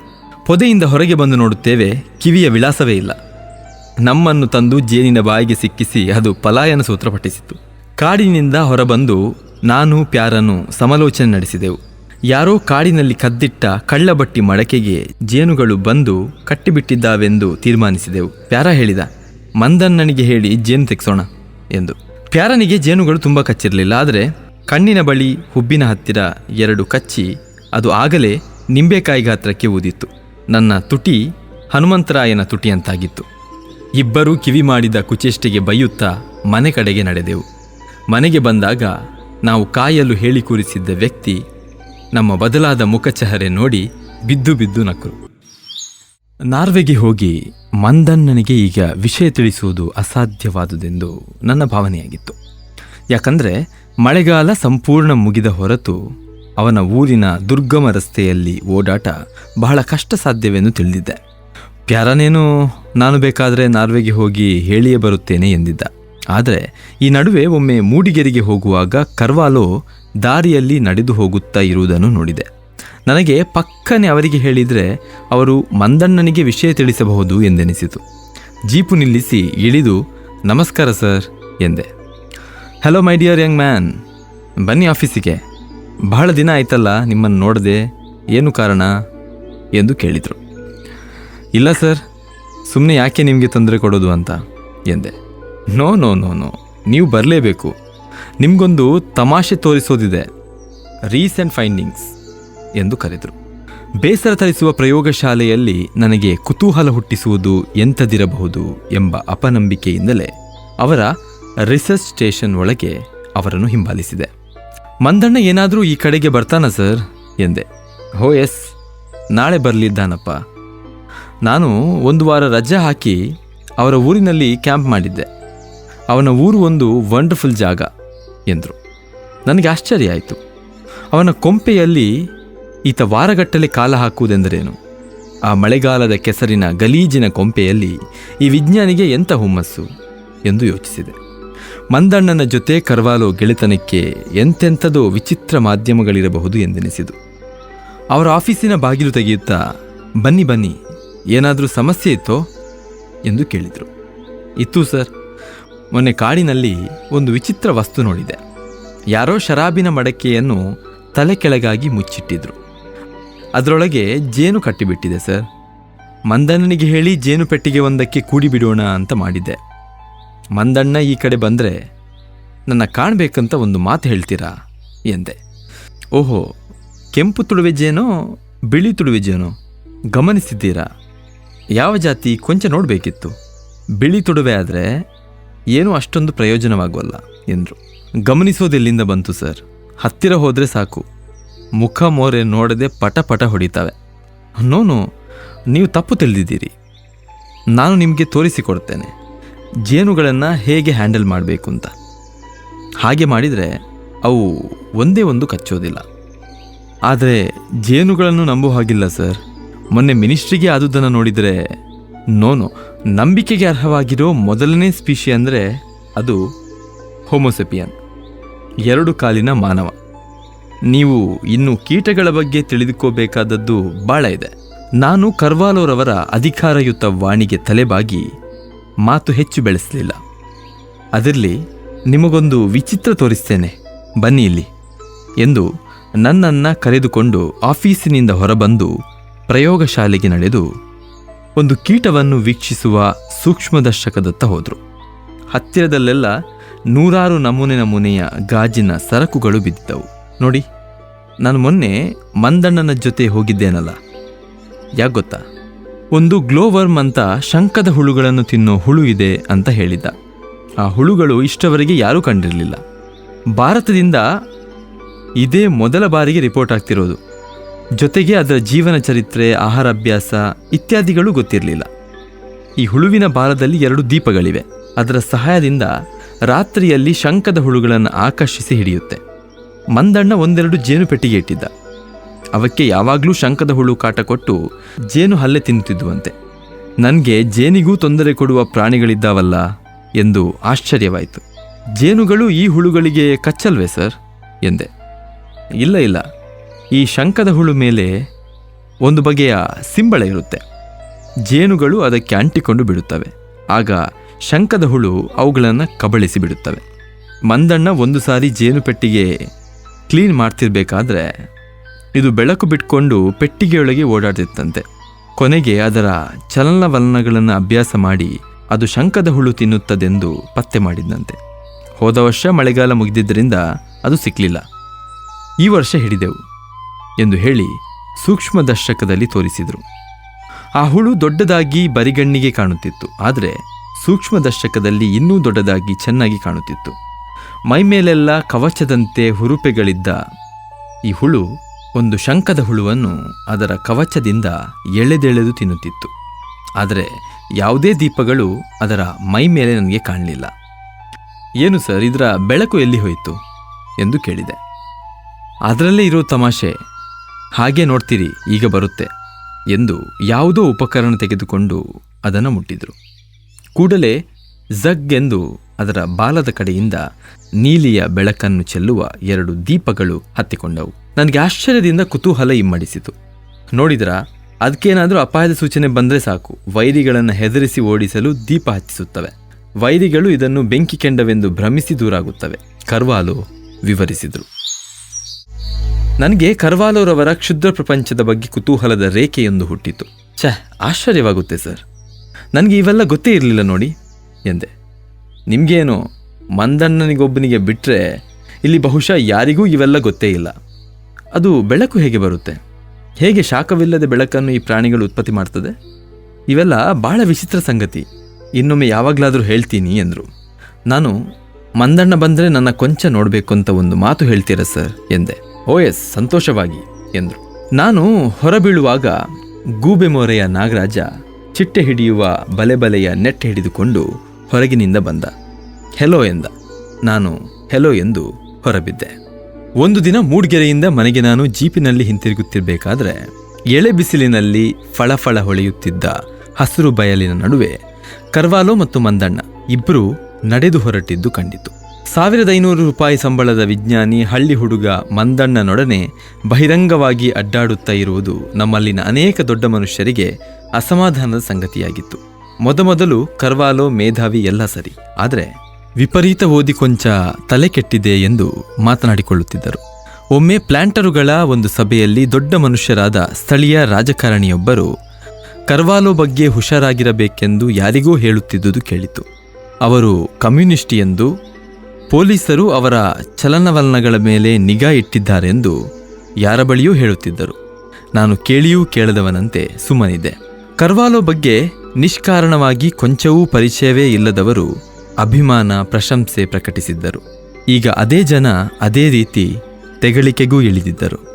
ಈ ನಡುವೆ ಮಂದಣ್ಣ ತಾನು ಡೋಲು ಬಜಾಯಿಸಿದ್ದರಿಂದ ಜೇನುಗಳು ಮಂತ್ರಿಗಳಿಗೆ ಕಚ್ಚಿದ್ದೆಂದು ಮೂಡುಗೆರೆಯಲ್ಲಿ ಬಡಾಯಿ ಕೊಚ್ಚಿಕೊಂಡು ಅದು ಹೇಗೋ ರೂಪಾಂತರಗೊಂಡು ಆ ದಿನದ ಗೊಂದಲಕ್ಕೆ ಮಂದಣ್ಣನೇ ಕಾರಣ ಎಂದು ಅಸ್ಪಷ್ಟವಾಗಿ ಪೊಲೀಸರಿಗೆ ತಿಳಿದು ಹೋಗಿತ್ತು. ಅವರು ಮಂದಣ್ಣನನ್ನು ಕರೆಸಿ, ಏನೋ ನಿಂದೆ ಅಂತೆ ಕಿತಾಪತಿ ಎಂದು ಜೋರು ಮಾಡಿದ್ರಂತೆ. ಆದರೆ ಮಂದಣ್ಣನಿಗೂ ಜೇನುಗಳು ಕಚ್ಚಿದ್ದುದರಿಂದ ಅವನೇ ಎಂದು ಸಾಬೀತು ಮಾಡಲಾರದೆ ಸಿಕ್ತೀಯ ಎಲ್ಲೋಗ್ತೀಯಾ ಎಂದು ಹೇಳಿ ಕಳಿಸಿದರಂತೆ. ನಾನು ಹಿಂದುಗಡೆಯಿಂದ ಹಾರನ್ ಮಾಡಿ ಜೀಪು ನಿಲ್ಲಿಸಿದೆ. Hello my dear young man, ನಿಮ್ಮಲ್ಲಿಗೆ ಹೊರಟಿದ್ದೇವಲ್ಲ ನೀವು ಯಾವ ಕಡೆ ಹೊರಟ್ರಿ ಎಂದು ಕೇಳಿದರು. ಬನ್ನಿ ಸರ್, ಮನೆಗೆ ಹೊರಟಿರೋದು ಎಂದು ಜೀಪಿನಲ್ಲಿ ಹತ್ತಿಸಿಕೊಂಡೆ. ತೋಟ ಮಾರಬೇಕು ಅಂತ ಮಾಡಿದ್ದೀನಿ ಸರ್, ಯಾರೋ ನೋಡೋದಕ್ಕೆ ಬಂದಿದ್ರು, ಮೂಡಿಗೆರೆಗೆ ಕಳಿಸಿಬಿಟ್ಟು ಬಂದೆ. ಯಾಕೆ, ಏನು ಸಮಾಚಾರ? ಯಾಕೋ ಮಲೆನಾಡು ವ್ಯವಸಾಯ ಎಲ್ಲ ಬೇಸರ ಬರತೊಡಗಿದೆ ಸರ್. Is it? ನನಗಂತೂ ಮಲೆನಾಡು ಮೋಡಿ ಹಾಕಿಬಿಟ್ಟಿದೆ ನೋಡಿ. ಹೌದಾ ಸರ್? ಬೊಂಬಾಯಿಯವರು ನೀವು? ಗೊತ್ತಾಗುತ್ತೆ, ಸ್ವಲ್ಪ ನಿಧಾನ ಅಷ್ಟೇ, ಕಣ್ಣು ಬಿಟ್ಟು ನೋಡೋದನ್ನು ಕಲಿಬೇಕು ನಾವು ಎಂದರು. ನಾನು ಇದು ಸತ್ಯವೋ ಏನೋ ಎಂದು ಯೋಚಿಸಿದೆ.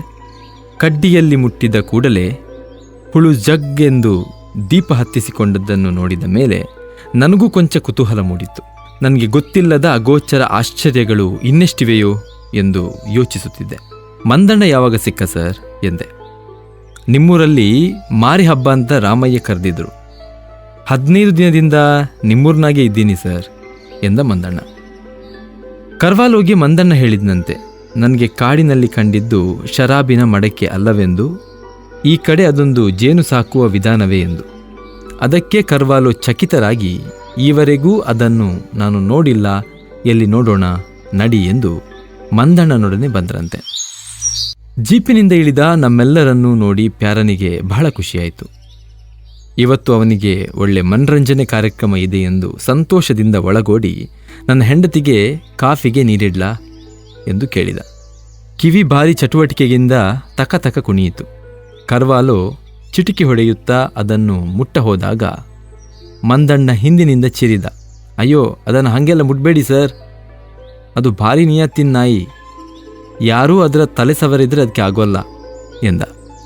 ಕರ್ವಾಲೋ ಎಚ್ಚರ ವಹಿಸಿ ದೂರದಿಂದಲೇ ಅದನ್ನು ಪ್ರಶಂಸಿಸಿದರು. ಕಾಫಿ ಮುಗಿಸಿ ಕಾಡಿನ ಕಡೆಗೆ ಲಘು ಬಗೆಯಿಂದ ಹೊರಟೆವು. ಮುಂದೆ ಪ್ಯಾರ ಮತ್ತು ಕಿವಿ ನಿರ್ದೇಶಕರಾಗಿ ನಾಯಕತ್ವ ವಹಿಸಿದರು. ಮೊದಲೇ ಒಮ್ಮೆ ನಾವು ಕಾಡೊಳಗೆ ನುಗ್ಗಿ ಬಂದುದರಿಂದ ಈ ಸಾರಿ ಅದು ಅಷ್ಟೊಂದು ಅಭೇದ್ಯವಾಗಿ ಕಾಣಲಿಲ್ಲ. ಕತ್ತಿಯಿಂದ ಜಾಗ ಬಿಡಿಸಿ ದಾರಿ ಮಾಡಿಕೊಂಡು ಮಡಕೆ ಇಟ್ಟಿದ್ದ ಮರದ ಬಳಿಗೆ ಹೋದೆವು. ಜೇನುಗಳು ಮಡಕೆಯಿಂದ ನಿರ್ಗಮಿಸುತ್ತಾ ಆಗಮಿಸುತ್ತಾ ಇದ್ದವು. ಕರ್ವಾಲೋ ಜೇನನ್ನು ನೋಡಿದವರೇ, ಓಹ್ ಕರಿತುಡುವೆ, ಸ್ಪ್ಲೆಂಡಿಡ್, ಅದಕ್ಕೆ ಅಷ್ಟೊಂದು ಕ್ರೂರವಾಗಿ ಕಚ್ಚಿವೆ, ಆದರೆ ಕೆಲಸನೂ ಜೋರಾಗಿ ಮಾಡ್ತವೆ ಇದು ಯುಸಿ ಎಂದರು. ನಾನು ಮಡಕೆಯಿಂದ ಕೊಂಚ ದೂರವೇ ನಿಂತೆ. ಪ್ಯಾರ, ಮಂದಣ್ಣ, ಕರ್ವಾಲೋ ಮಡಕೆ ಹತ್ತಿರಕ್ಕೆ ಹೋದರು. ಮಂದಣ್ಣ ನಿಧಾನವಾಗಿ ಮಡಕೆ ಎತ್ತಿದ. ಅದು ಅಲುಗಾಡಿದಂತಲ್ಲ, ಒಳಗಿನ ಜೇನುಗಳು ಹಿಸ್ಸೆಂದು ಸದ್ದು ಮಾಡುತ್ತಿದ್ದವು. ಬಹಳ ದೊಡ್ಡದಾದ ಮಡಕೆ. ಅದರ ತೂಕಕ್ಕೆ ಮಂದಣ್ಣ ತಲೆದೂಗುತ್ತಾ, ಏನಿಲ್ಲ ಅಂದರೂ 1 ಕೊಡ ಜೇನುತುಪ್ಪ ಇರಬಹುದು ಸರ್ ಎಂದ. ಅಷ್ಟರಲ್ಲಿ ಟುಯ್ ಎಂದು ತಂತಿ ಮಿಡಿದಂತೆ ಸದ್ದು ಆರಂಭವಾಗಿ ರೇಗಿದ ಜೇನುಗಳು ನಮ್ಮೆಲ್ಲರಿಗೂ ಒಂದೊಂದಾಗಿ ಬಾರಿಸತೊಡಗಿದವು. ಪ್ಯಾರ ಉರಿ ತಾಳಲಾರದೆ ತಕ ಕುಣಿದ. ಆಗ ಮಂದಣ್ಣ, ಲೇ, ಉರಿ ತರ್ಕೊಂಡು ಸುಮ್ಮನಿರೋ ಹಂಗಿದ್ರೆ ಇಲ್ಲಿರು, ಇಲ್ದಿದ್ರೆ ನಡಿ ಮನೆಗೆ, ಕುಣಿದಾರ್ದೆ ಅಂದರೆ ಇನ್ನಷ್ಟು ಹೊಡಿತಾವೆ ಎಂದು ರೇಗಿ ಕೂಗಿದ. ನಾನು ಸಹನೆಯಿಂದ ಸರ್ವ ಪ್ರಯತ್ನ ಮಾಡಿ ಉರಿ ತಡೆದುಕೊಂಡು ದೂರ ಸರಿದೆ. ಆದರೂ ಕಣ್ಣುಗಳಲ್ಲಿ ಬುಳ್ಳನೆ ನೀರು ಉಕ್ಕಿತು.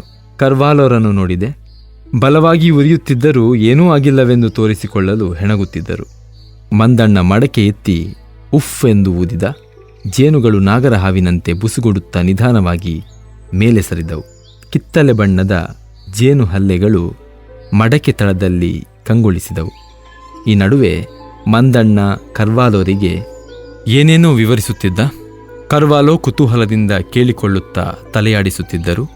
ಆನಂತರ ಮಂದಣ್ಣ ಅದನ್ನೆತ್ತಿ ಸ್ವಸ್ಥಾನದಲ್ಲೇ ಇಡುತ್ತಾ, ಇದು ಈಗ ಪೆಟ್ಟಿಗೆಗೆ ಕೊಡೋದು ಬೇಡ ಸರ್, ತುಪ್ಪ ಮಾಡಿದಾವೆ, ತುಪ್ಪ ತಗೊಂಡ್ಬಿಟ್ಟು ಒಂದೇ ಒಂದು ಹಲ್ಲೆ ಬಿಟ್ಟಿರೋಣ, ಜೇನು ಎಲ್ಲಿಗೂ ಹೋಗೋಲ್ಲ, ಮತ್ತೆ ಹಲ್ಲೆ ಕಟ್ತವೆ, ಮರಿ ಮಾಡೋ ಸಮಯಕ್ಕೆ ಪೆಟ್ಟಿಗೆಗೆ ಕೂಡೋಣ ಎಂದ. ಕರ್ವಾಲೋ ಅವನ ಅಭಿಪ್ರಾಯಕ್ಕೆ ಸಂಪೂರ್ಣ ಸಮ್ಮತಿಸಿದರು. ಒಂದು ಚಾಕನ್ನು ತಟ್ಟೆಯನ್ನು ತಗೊಂಡ್ಬಾರೋ ಎಂದು ಮಂದಣ್ಣ ಪ್ಯಾರನಿಗೆ ಹೇಳಿದ. ಪ್ಯಾರ ಕಿವಿ ಜೊತೆಗೆ ಮನೆ ಕಡೆಗೆ ಓಡಿದ.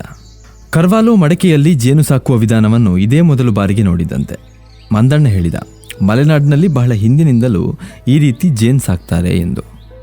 ಅವತ್ತು ನಿಮ್ಗೊಂದು ಟಿನ್ ಜೇನು ಕೊಟ್ಟೆವಲ್ಲ ಸರ್, ಪಾಟ್ ಹನಿ ಅಂತ, ಅದೇ ಥರ ಮಡಿಕೆಯಲ್ಲಿ ಸಾಕಿ ಜೇನು ತೆಗೆದಿತ್ತು ಎಂದು ನನಗೆ ವಿವರಿಸಿದ. ಮಂದಣ್ಣ ಚಾಕು ತೆಗೆದುಕೊಂಡು ಬಂದು ಹಲ್ಲೆಯನ್ನು ಬಿಟ್ಟು ಮಿಕ್ಕವನ್ನೆಲ್ಲ ಕತ್ತರಿಸಿ ತೆಗೆದ. ಮಡಕೆಯನ್ನು ಮರದಡಿಯೇ ಬಿಟ್ಟೆವು. ಮನೆಗೆ ಬರುವುದರೊಳಗೆ ನನ್ನ ಮತ್ತು ಪ್ಯಾರನ ತುಟಿಗಳು ಊದಿ ತೂಕದಿಂದ ಕೆಳಗೆ ಜೋಲುತ್ತಿದ್ದವು. ಕಣ್ಣುಗಳು ಮಂಗೋಲಿಯನರ ಕಣ್ಣುಗಳಂತೆ ಕಿರಿದಾಗಿ ಹೋಗಿದ್ದವು. ಆದರೆ ಕರ್ವಾಲರಿಗೂ ಮಂದಣ್ಣನಿಗೂ ಊದಲಿಲ್ಲ. ತುಂಬಾ ಸಾರಿ ಜೇನು ಕಚ್ಚಿಸಿಕೊಂಡಿದ್ದರಿಂದ ಅವರ ರಕ್ತದಲ್ಲಿ ಪ್ರತಿರೋಧ ಶಕ್ತಿ ರೂಪುಗೊಂಡಿದೆ ಎಂದು ಕರ್ವಾಲು ವಿವರಿಸಿದರು. ಮನೆಯಲ್ಲಿ ಹೆಂಡತಿ ನನ್ನನ್ನು ನೋಡಿ ಯಾರೋ ಹೊಸಬರಂತೆ ಕಾಣುತ್ತಿದ್ದೇನೆಂದು ಹೇಳಿದ್ಲು. ಕರ್ವಾಲರಿಗೆ ಬಹಳ ಸಂತೋಷವಾಗಿತ್ತು. ನನಗೂ ಇದರಲ್ಲಿ ನಿಧಾನವಾಗಿ ಕುತೂಹಲ ಆರಂಭವಾಯಿತು. ಹಿಂತಿರುಗಿ ಜೀಪಿನಲ್ಲಿ ಅವರನ್ನು ಸಂಶೋಧನಾ ಕೇಂದ್ರಕ್ಕೆ ಕರೆತರುವಾಗ ಹೇಳಿದರು, ಜೇನು ಸಾಕಾಣೆ ವೈಜ್ಞಾನಿಕವಾಗಿ ಆರಂಭವಾಗಿದ್ದು ಇತ್ತೀಚೆಗೆ ಎಂದು ತಿಳಿದಿದ್ದೆವು. ಇದೇಕೋ ಈ ಮಡಕೆ ಜೇನು ಸಾಕುವುದನ್ನು ನೋಡಿದರೆ ಪ್ರಾಚೀನ ಕಾಲದಿಂದಲೂ ಇದು ಬಳಕೆಯಲ್ಲಿರುವಂತೆ ತೋರುತ್ತದಲ್ಲ. ಈ ಮಡಕೆ ಸಾಕಣೆಯನ್ನೇ ಹೇಗಾದರೂ ಮಾಡಿ ಹೊಸ ರೀತಿಯಲ್ಲಿ ಅಭಿವೃದ್ಧಿ ತರಲಾಗುತ್ತೋ ನೋಡಬೇಕು ಎಂದು. ನನ್ನ ಮುಖ ಊದಿದ್ದರಿಂದ ನಾನು ಏನೂ ಮಾತಾಡಲಿಲ್ಲ. ಮಂದಣ್ಣ 1 ತಿಂಗಳ ಅನಂತರ ಮಡಕೆ ಜೇನನ್ನು ಕೂಡಿಕೊಡುವುದಾಗಿ ಹೇಳಿದವ ಎಷ್ಟೋ ದಿನಗಳಾದರೂ ಬರಲೇ ಇಲ್ಲ. ನನ್ನ ಕಣ್ಣಿಗೆ ಬೀಳಲಿಲ್ಲ ಅವನ ಸವಾರಿ. ನಾನು ಕೂಡ ಅವನ ತೀವ್ರ ಅಗತ್ಯವೇನೂ ಇಲ್ಲದ್ದರಿಂದ ವಿಚಾರಿಸಲು ಹೋಗಲಿಲ್ಲ. 1-2 ಬಾರಿ ಕರ್ವಾಲೋರವರೇ ನನ್ನನ್ನು ನಿಲ್ಲಿಸಿ ಮಂದಣ್ಣ ಎಲ್ಲಿ ಎಂದು ಕೇಳಿದರು. ನಾನು ಎಲ್ಲಿಯಾದರೂ ಕಂಡರೆ ತಿಳಿಸುತ್ತೇನೆಂದು ಹೇಳಿದ್ದೆ. ಆದರೆ ಒಮ್ಮೆ ಮಂದಣ್ಣನ ಅಗತ್ಯ ಇದ್ದಕ್ಕಿದ್ದಂತೆ ಒದಗಿ ಬಂತು. ಮನೆಯೊಳಗೆ ನಾವು ಊಟ ಮಾಡುತ್ತಾ ಕುಳಿತಿರಬೇಕಾದ್ರೆ ಒಂದು ದಿನ ಬೋರ್ ಎಂದು ವಿಚಿತ್ರವಾದ ಸದ್ದಾಗತೊಡಗಿತು. ಆಣೆಕಟ್ಟೆ ನೀರು ಪ್ರವಾಹ ರೂಪದಲ್ಲಿ ನುಗ್ಗಿದ್ರೆ ಯಾವ ಬಗೆಯ ಸದ್ದಾಗಬಹುದೋ ಆ ರೀತಿ. ನಾನು ಗಾಬರಿಯಾಗಿ ಊಟ ಬಿಟ್ಟು ಎಂಜಲು ಕೈಯಲ್ಲೇ ಓಡಿ ಬಂದೆ. ಪ್ಯಾರ, ನನ್ನ ಹೆಂಡತಿ, ಚಿಕ್ಕ ಮಗಳು ಎಲ್ಲ ಹೊರಕ್ಕೆ ಓಡಿ ಬಂದರು. ಹೊರಗೆ ಬಂದರೆ ಏನೂ ಕಾಣಲಿಲ್ಲ. ಸದ್ದು ಮಾತ್ರ ಜೋರಾಗುತ್ತಾ ಬಂತು. ಅಷ್ಟರಲ್ಲೇ ಪ್ಯಾರ, ಓ, ಸೌದೆ ಕೊಟ್ಟಿಗೆ ಮೇಲೆ ಜೇನು ಹಾರಾಡ್ತಾ ಇವೆ ಎಂದು ಕೂಗಿದ. ಓಡಿ ಹೋಗಿ ನೋಡಿದೆ. ಸೌದೆ ಕೊಟ್ಟಿಗೆ ಮೇಲೆ ಲಕ್ಷಾಂತರ ಜೇನುಗಳು ರಿವ್ವನೆ ಅತಿ ವೇಗದಲ್ಲಿ ಸುತ್ತುತ್ತಾ ಇದ್ದವು. ದೊಡ್ಡ ಜೇನಿನ ಮೋಡವೊಂದು ಕೊಟ್ಟಿಗೆ ಮೇಲೆ ಇತ್ತು. ನಿಧಾನವಾಗಿ ಕಳ್ಳೆ ಹೆಜ್ಜೆಯನ್ನಿಡುತ್ತಾ ಕೊಟ್ಟಿಗೆ ಹತ್ತಿರ ಒಳಗೆ ಇಣುಕಿ ನೋಡಿದೆ. ಪ್ಯಾರ ಒಡೆದು ಹೋಗಿದ್ದ ನೀರಿನ ಹೂಜಿಯೊಂದನ್ನು ಸೌದೆ ರಾಶಿಯ ಮೇಲೆ ಬೋರಲಾಗಿ ಎಸೆದಿದ್ದ. ಒಂದಷ್ಟು ಜೇನುಗಳು ಅದರ ಬಳಿ ಸುತ್ತುತ್ತಾ ಇದ್ದವು. ಕೆಲವು ಜೇನುಗಳು ಒಳ ಹೋಗಿ ಹೊರಬರುತ್ತಾ ಇದ್ದವು. ನನಗೆ ಸಾಯಂಕಾಲ ಸೌದೆ ರಾಶಿ ಮೇಲೆ ಇಟ್ಟಿದ್ದ ಇಲಿ ಬೋನನ್ನು ತರಲು ಹೋದಾಗ ಕಂಡ ವಿದ್ಯಮಾನವೊಂದು ಜ್ಞಾಪಕಕ್ಕೆ ಬಂದಿತ್ತು. 1-2 ಜೇನುಗಳು ಜುಯ್ ಜುಯ್ ಎಂದು ಹಾರಾಡುತ್ತಾ ಆ ಹೂಜಿಯನ್ನು ಪರಿಶೀಲಿಸುತ್ತಿದ್ದವು. ಜೇನುಗಳು ಕವಿಚಿ ಬಿದ್ದಿದ್ದ ಹೂಜಿಯ ಬಾಯಿಯ ಬಳಿಯೇ ಜುಯ್ ಎಂದು ಸದ್ದು ಮಾಡಿ ಶಂಖದಿಂದ ಬರುವ ನಾದದಂತೆ ಭೋಂ ಭೋಂ ಎಂದು ದನಿ ಹೊರಡಿಸುತ್ತಿದ್ದವು. ಬಹುಶಃ ಅದರ ಒಳ ವಿಸ್ತೀರ್ಣ ಮುಂತಾದವುಗಳನ್ನು ಪತ್ತೆ ಮಾಡಲು ಈ ಕ್ರಮ ಅನುಸರಿಸುತ್ತಿದ್ದಾವೋ ಏನೋ. ನಾನು ಪ್ಯಾರಾನು ನೋಡುತ್ತಿರುವಂತೆಯೇ ಅಷ್ಟು ಜೇನುಗಳು ವೇಗವಾಗಿ ಒಳ ಹೋಗತೊಡಗಿದವು. ಕೊಂಚ ಹೊತ್ತಿನಲ್ಲಿ ಒಂದೇ ಒಂದು ಜೇನು ಹೊರಗಿಲ್ಲದಂತೆ ಅಷ್ಟು ಒಳಗೆ ಹೋಗಿ ಕುಳಿತು ಬಿಟ್ಟವು. ನಿರಾಯಾಸವಾಗಿ ಮನೆಗೇ ಬಂದು ಕುಳಿತಿರುವ ಈ ಜೇನುಗೂಡನ್ನು ಮಾತ್ರ ಮಂದಣ್ಣನಿಗೆ ಹೇಳಿ ಪೆಟ್ಟಿಗೆ ಕೂರಿಸಬೇಕೆಂದು ಯೋಚಿಸಿದೆ. ಆದರೆ ಈಗಿದ್ದ ಸಮಸ್ಯೆ ಅಂದರೆ ಮಂದಣ್ಣನೇ. ಮಂದಣ್ಣನ ಠಿಕಾಣಿ ಎಲ್ಲಿ ಇದೆ ಎಂದೇ ಗೊತ್ತಾಗಲಿಲ್ಲ. ನಾರ್ವೆ ರಾಮಯ್ಯನನ್ನು ಕರೆಸಿ ಮಂದಣ್ಣ ಎಲ್ಲಿ ಎಂದು ಕೇಳಿದ್ದಕ್ಕೆ, ಆವಾಗ ಕರ್ವಾಲು ಸಾಹೇಬ್ರ ಜೊತೆ ಬಂದಿದ್ದಾಗ ಮನೆಗೆ ಬಂದಿದ್ದ, ಆಮೇಲೆ ಈ ಕಡೆ ಸುಳ್ದಿಲ್ಲ ಎಂದ. ಏನಯ್ಯ, ಅವನ ಊರ ಕಡೆ ಎಲ್ಲ ಚೆನ್ನಾಗಿದ್ದಾರಾ? ಮನೆ ಕಡೆ ಏನಾರು ತೊಂದರೆ ಇದೆಯಾ ಎಂದೆ. ತೊಂದರೆ ಏನಿಲ್ಲ, ಅವನಿಗೆ ಲಗ್ನ ಮಾಡಬೇಕಂತ ಅವನವ್ವ ಓಡಾಡ್ತಿದೆ. ನನ್ನ ಹತ್ರನೂ ನನ್ನ ಮಗಳು ರಾಮಿನ ತಂದು ಕೋತೀವ ಅಂತ ಪ್ರಸ್ತಾಪ ಮಾಡಿದ್ರು. ನಾನೇ ಅವನಿಗೇನು ನೌಕರಿನೋ ಸಂಬಳನೋ ಏನಿದೆ, ಆ ವಿಷಯ ಎತ್ತಬೇಡ ಅಂತ ಹೇಳಿಬಿಟ್ಟೆ ಎಂದ. ಮಂದಣ್ಣ ಬೇಸರ ಮಾಡಿಕೊಂಡು ನಮ್ಮ ಕಣ್ಣಿಗೆ ಬೀಳದೆ ಕುಳಿತಿರುವುದಕ್ಕೆ ಇದೇ ಮೂಲ ಕಾರಣ ಇರಬೇಕೆಂದು ಊಹಿಸಿದೆ. ಹಳದವನು ಮ್ಯಾರೇಜು ಅಂತಿದ್ದ. ಏನೋ ಆಶಾಭಂಗ ಆಗಿ ಹೋಗಿ ಊರಲ್ಲಿ ಕೂತಿದ್ದಾನೆಂದು ಕಾಣುತ್ತೆ ಎಂದು ಊಹಿಸಿ ರಾಮಯ್ಯನಿಗೆ, ಮಂದಣ್ಣನ ಊರಿಗೆ ಹೋಗಿ ಕರ್ಕೊಂಡು ಬರ್ತೀಯಾ ಎಂದು ಕೇಳಿದೆ. ನಂಟಸ್ಸಿಕೆ ಮಾಡಲ್ಲ ಅಂತ ಹೇಳಿ ನನಗೂ ಅವಂಗೂ ಮನಸ್ತಾಪ ಬಂದಿದೆ. ನಾನು ಹೋಗಿ ಕರೆಯೋದು ಚೆನ್ನಾಗಿರಲ್ಲ, ಬೇಕಾದರೆ ಜನ ಕಳಿಸ್ತೇನೆ ಎಂದು ಹೇಳಿದ. ಅವರ ಗೋಜಲು ಸಮಸ್ಯೆಗಳನ್ನು ನೋಡಿ ನನಗೆ ಬೇಸರವಾಯಿತು. ಅಷ್ಟು ಮಾಡಪ್ಪ ಎಂದು ಹೇಳಿ ಕಳಿಸಿದೆ. ಮಂದಣ್ಣನನ್ನು ಜರೂರಾಗಿ ನಾನು ನೋಡದೆ ವಿಧಿಯೇ ಇರಲಿಲ್ಲ. ಏಕೆಂದರೆ ಮನೆಗೆ ಅಡಿಗೆಗಾಗಿ ಕಟ್ಟಿಗೆಯನ್ನು ಅಕ್ಕಪಕ್ಕ ತೆಗೆದು ಮುಗಿಯುತ್ತಾ ಬಂದಿತ್ತು. ಇನ್ನು ಹೆಚ್ಚಿಗೆ ಕಟ್ಟಿಗೆ ಎಳೆದರೆ ಕಟ್ಟಿಗೆ ರಾಶಿ ಜೇನಿನ ಹೂಜಿಯೊಂದಿಗೆ ಕೆಳಕ್ಕೆ ಬೀಳುವ ಸಂಭವವಿತ್ತು. ನನ್ನ ಹೆಂಡತಿ ಒಂದು ಕಡೆ, ಆ ಜೇನಿಗೆ ಬೇರೆಲ್ಲಾದರೂ ದಾರಿ ಹುಡುಕ್ತಿರೋ ಇಲ್ವೋ ಎಂದು ಕಾಡಿಸತೊಡಗಿದ್ಲು. ರಾಮಯ್ಯ ಕಳಿಸಿದ ಜನ ಮಂದಣ್ಣನಿಗೆ ಬರಬೇಕೆಂದು ಹೇಳಿದಾಗ, ಗದ್ದೆಗೆ ಹಂದಿಕಾಟ ಶುರುವಾಗಿದೆ, ಒಂದು ಚೂರು ಪುರ್ಸೋತಿಲ್ಲ ಎಂದು ಉದಾಸೀನ ಮಾಡಿದಂತೆ. ಹಲ್ಕ ಬಡ್ಡಿ ಮಗ ಒಳ್ಳೆ ಕೈಕೊಟ್ಟ ಎಂದುಕೊಂಡು ಉಪಾಯ ಕಾಣದೆ ಮೂಡುಗೆರೆ ಜೇನು ಸೊಸೈಟಿಗೆ ಹೋಗಿ ಲಕ್ಷ್ಮಣನ ಹತ್ತಿರ ನನ್ನ ಪೀಕಲಾಟ ಹೇಳಿ ಮಹಾರಾಯ, ಆ ಜೇನಷ್ಟನ್ನು ಪೆಟ್ಟಿಗೆಗೆ ಕೂಡಿಕೊಡು ಎಂದು ಕೇಳಿದೆ.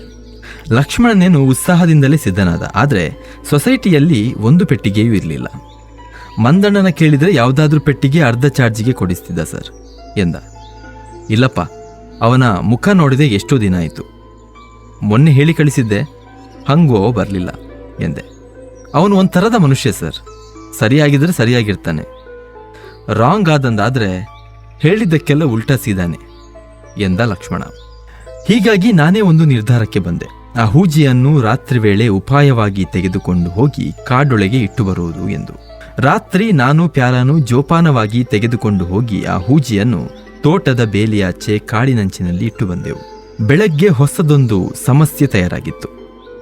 ಕಾಡಿನೊಳಗೆ ಇಟ್ಟಿದ್ದ ಮಡಕೆಯಿಂದ ಜೇನು ಸಂಗ್ರಹಿಸಲು ಹೊರಟ ಜೇನುಗಳಲ್ಲಿ ಬಹುಪಾಲು ಜೇನುಗಳು ಹಿಂತಿರುಗಿ ಹಳೆ ಜಾಗವನ್ನೇ ಹುಡುಕಿಕೊಂಡು ಬಂದು ಸೌದೆ ಕೊಟ್ಟಿಗೆಯಲ್ಲಿ ಹೂಜಿಯನ್ನು ಕಾಣದೆ ಜುಯ್ಯೂ ಎಂದು ಗಲಾಟೆ ಮಾಡತೊಡಗಿದವು. ನಾನು ಪ್ಯಾರನಿಗೆ ಹೇಳಿದೆ, ಆದಷ್ಟು ಸೌದೆ ಬೇರೆ ಕಡೆ ಇಟ್ಕೋ, ಇವತ್ತು ರಾತ್ರಿ ಆ ಜೇನಿನ ಹೂಜಿಯನ್ನು ವಾಪಸ್ಸು ತಂದು ಹಳೆ ಜಾಗದಲ್ಲಿ ಇಟ್ಟು ಬಿಡೋಣ ಎಂದು.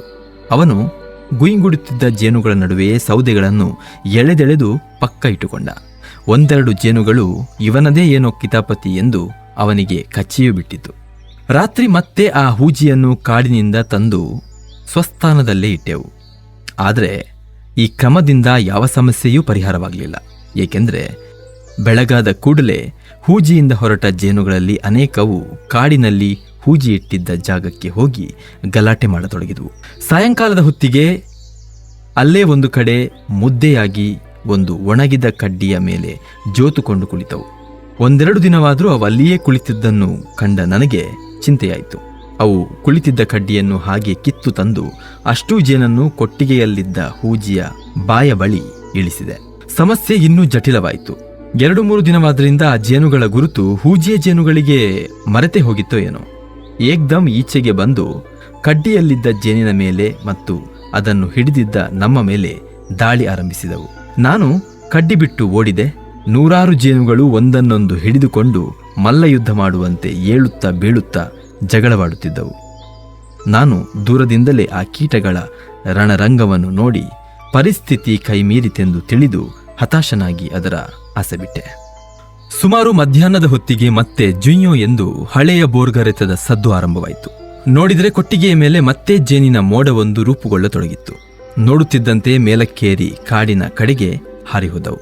ಸೌದೆ ಕೊಟ್ಟಿಗೆಗೆ ಹೋಗಿ ನೋಡುತ್ತೇನೆ, ಜೇನುಗಳ ನಡುವಿನ ಯುದ್ಧದಲ್ಲಿ ಅನೇಕ ಜೇನುಗಳು ಸತ್ತು ಬಿದ್ದಿದ್ದವು.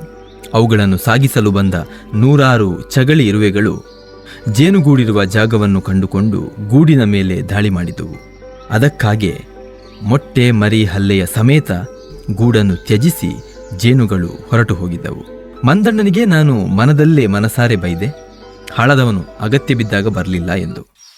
ಒಂದು ದಿನ ಅನಿರೀಕ್ಷಿತವಾಗಿ ಮೂಡಿಗೆರೆ ರಸ್ತೆಯಲ್ಲಿ ಮಂದಣ್ಣ ಸಿಕ್ಕಿದ. ನಾನು ಜೀಪ್ ನಿಲ್ಲಿಸಿ, ಎಲ್ಲಿಗೆ ಹೋಗಿದ್ಯೋ ಮಂದಣ್ಣ ಇಷ್ಟೊಂದು ದಿನ? ಕರ್ವಾಲ ಸಾಹೇಬ್ರು ಕೂಡ ನಿನ್ನ ನೋಡ್ಬೇಕಂತ ಇದ್ರು, ಹೇಳಿ ಕಳಿಸಿದ್ರು, ಬರಬಾರ್ದಾ ಎಂದು ಕೇಳಿದೆ. ಹೇಳಿ ಕಳಿಸಿದ್ದಾರಾ? ಯಾರು ನನಗೆ ಹೇಳಲೇ ಇಲ್ಲ ಎಂದು ಏನೂ ಗೊತ್ತೇ ಇಲ್ಲದವನಂತೆ ಪಿಳಿ ಕಣ್ಣು ಬಿಟ್ಟು ನಾಟಕ ಆಡುತ್ತಿದ್ದಾನೆಂದು ನನಗನ್ನಿಸಿತು. ಏನು ಹೀಗೆಂದರೆ, ನಾರ್ವೆ ರಾಮಯ್ಯನ ಕೈಲಿ ಹೇಳಿ ಜನ ಕಳಿಸಿದ್ದೇನೆ. ನಮ್ಮ ಮನೆ ಕೊಟ್ಟಿಗೆಗೆ ಜೇನು ಬಂದು ಕೂತಿತ್ತು, ಯಾವುದಾದ್ರೂ ಪೆಟ್ಟಿಗೆ ತಂದು ಕೂಡಿಕೊಡು ಅಂತ. ನಿನ್ನ ಹುಡುಕಿ ಸಾಕಾಯಿತು ಎಂದೆ. ನಾರ್ವೆ ರಾಮಣ್ಣನ ಕೈಲ? ಒಂದಿನಾನೂ ಸಿಕ್ಕಿಲ್ಲ ಅವನು. ಏನಂದ ಅವನು ಎಂದ. ಏನೋ ಚೈತನ್ಯ ಸಂಚಾರವಾದವನಂತೆ ಕಂಡ ರಾಮಯ್ಯನ ಹೆಸರು ಹೇಳಿದ ಕೂಡಲೇ. ಏನನ್ನಲಿಲ್ಲ, ನಿನಗೂ ಅವನಿಗೂ ಮನಸ್ತಾಪ ಅಂತೆ, ಅದಕ್ಕೆ ಬೇರೆ ಜನ ಯಾರನ್ನಾರನ್ನು ಕಳಿಸ್ತೀನಿ ಅಂದ ಅಷ್ಟೆ ಎಂದೆ. ನೋಡಿದ್ರವನ ಬುದ್ಧಿ, ಮನಸ್ತಾಪ ಅಂತೆ. ಒಂದು ಚೂರಾರು ಜಗಳ ಆಡಿದ್ದೇನೆ ಅವನ ಜೊತೆ. ನಿಮ್ಮ ಹತ್ರ ಹಿಂಗೆ ಹೇಳಿದಾನಲ್ಲ, ಏನು ಮನಸ್ತಾಪ ಅಂತ ನೀವೇ ಒಂದು ಮಾತು ಕೇಳಬೇಕಿತ್ತು ಎಂದ. ನಾನು ಯಾಕೆ ಕೇಳಲಿ? ಈ ಅಯೋಗ್ಯ ತನ್ನ ಮದುವೆ ವ್ಯವಹಾರಕ್ಕೆ ಸಿಕ್ಕಿದವರನ್ನೆಲ್ಲ ಎಳೆಯೋದಕ್ಕೆ ನೋಡ್ತಿದ್ದಾನೆ ಎಂದು ಅಂದುಕೊಂಡೆ. ಅದಿರಲಿ, ಕರ್ವಾಲೋ ಸಾಹೇಬರು ನಿನ್ನ ನೋಡಬೇಕಂತ ಹೇಳಿದರು, ಅವನ ನೋಡಿದ್ಯಾ ಎಂದೆ. ನೋಡಿ ಸರ್, ಕರ್ವಾಲೋ ಸಾಹೇಬರ ಶಿಷ್ಯನಂಗೆ ಇದ್ದೀನಿ.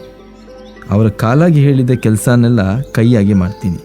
ಆದರೂ ನನಗೆ ಹೀಗೆ ಮಾಡ್ಬೋದಾ ಎಂದ. ನಾನು ಚಕಿತನಾದೆ. ಇವನಿಗೆ ಎಂಥ ಮೋಸ ದ್ರೋಹ ಮಾಡಲು ಸಾಧ್ಯ ಈ ವಿಜ್ಞಾನಿ ಎಂದು ಯೋಚಿಸಿದೆ. ಸುಳುಹುಗಳು ಸಿಕ್ಕಬಹುದೆಂದು ಏನಯ್ಯ ಮಾಡಿದ್ರು ಅಂಥದ್ದು ನಿನಗೆ ಎಂದು ಕೇಳಿದೆ. ಒಂದು P1 ಕೆಲಸ ಬಾಕಿ ಇತ್ತು ಸರ್, ನನಗೆ ಕೊಡಿಸಿ ಅಂತ ಕೇಳಿದರೆ ಅವರ ಜಾತಿವಸ್ತ ಒಬ್ಬ ಕಿರಿಸ್ತಾನರಿಗೆ ಕೊಟ್ಟಿದ್ದಾರೆ. ನನಗೆ ಕೊಡಿ ಸರ್ ಅಂದರೆ ನಿಂಗೆ ಯಾಕೋ, ನಿನಗೇನು ಮದುವೆ ಮಕ್ಕಳು ಮರಿ ಏನಿಲ್ಲ, ಸುಮ್ಮನಿರು, ಅವನಿಗೆ ಕೊಡ್ತೀನಿ, ನಿನಗೆ P1 ಕೆಲಸ ಬೇಡ ಅಂತ ದಬಾಯಿಸಿ ಬಿಟ್ರು ಸರ್. ಈ ವರ್ಷ ಮ್ಯಾರೇಜ್ ಆಗಬೇಕು ಅಂತ ನಿಶ್ಚಯಿಸಿದ್ದೆ. ಈ 1 ತಿಂಗಳು ಕಳೆದರೆ ಆಮೇಲೆ ಇನ್ನು 6 ತಿಂಗಳು ಒಂದೇ ಒಂದು ನಗ್ನ ಮುಹೂರ್ತನೂ ಇಲ್ವಂತೆ ಎಂದ. ಎಲ್ಲವನ್ನೂ ತಂದು ಇವನ ಮ್ಯಾರೇಜಿಗೆ ಗಂಟು ಹಾಕಿಕೊಂಡು ಸಾಯ್ತಿದ್ದಾನೆ ಎಂದು ನನಗೆ ಕೋಪ ಬಂತು. ಎಲ್ರಿಗೂ ಇವನ ಮ್ಯಾರೇಜಿನ ಕಿರಿಕಿರಿ ತಗುಲಿಸಲು ಯತ್ನಿಸುತ್ತಿದ್ದ.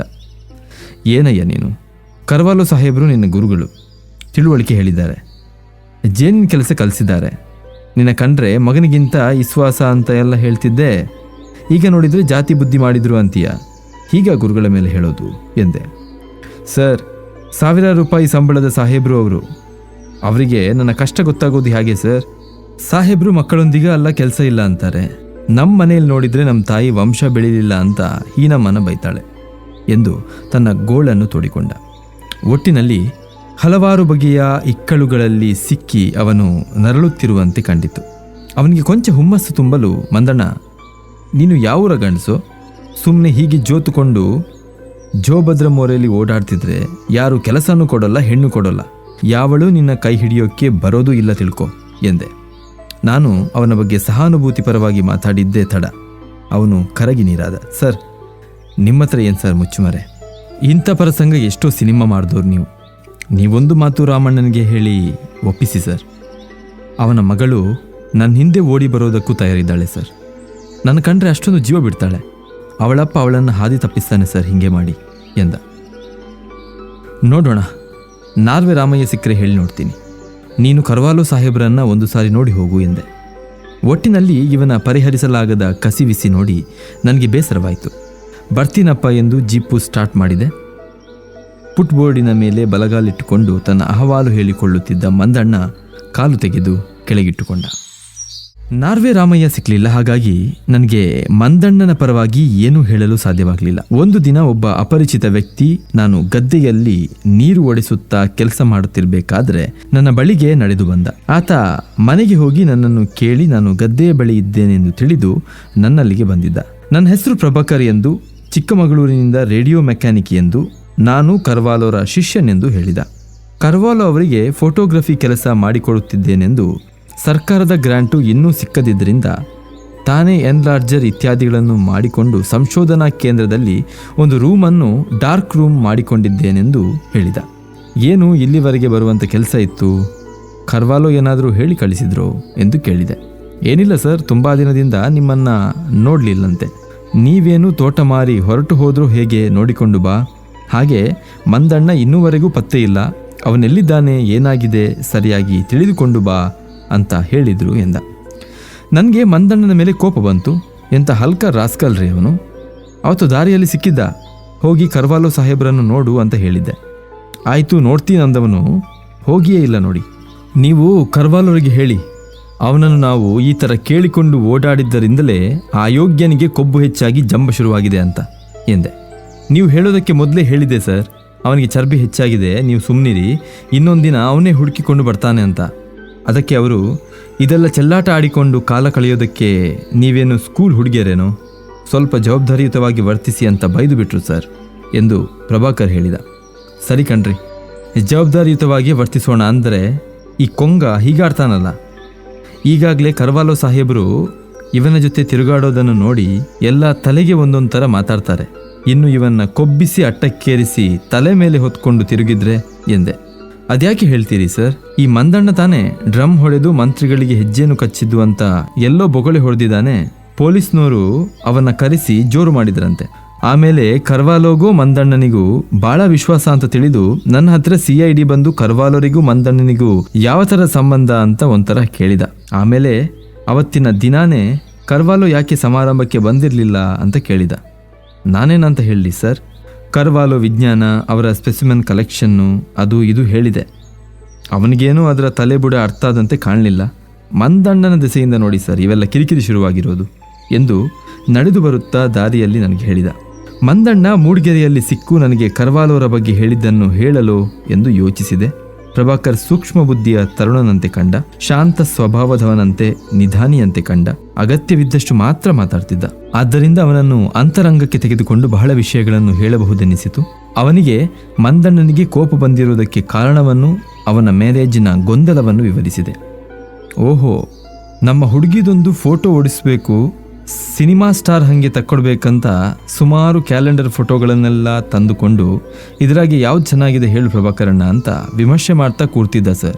ಅತ್ಯಂತ ಹಗುರ ಬುದ್ಧಿಯ ಮಂಗಣ್ಣನ ರೀತಿ ಮಂದಣ್ಣನ ಚರ್ಯೆಗಳಿದ್ದು. ಕರ್ವಾಲೋ ಎಲ್ಲಿ, ಈ ಮಂದಣ್ಣ ಎಲ್ಲಿ, ಪ್ರಭಾಕರ ಎಲ್ಲಿ, ನಾನೆಲ್ಲಿ?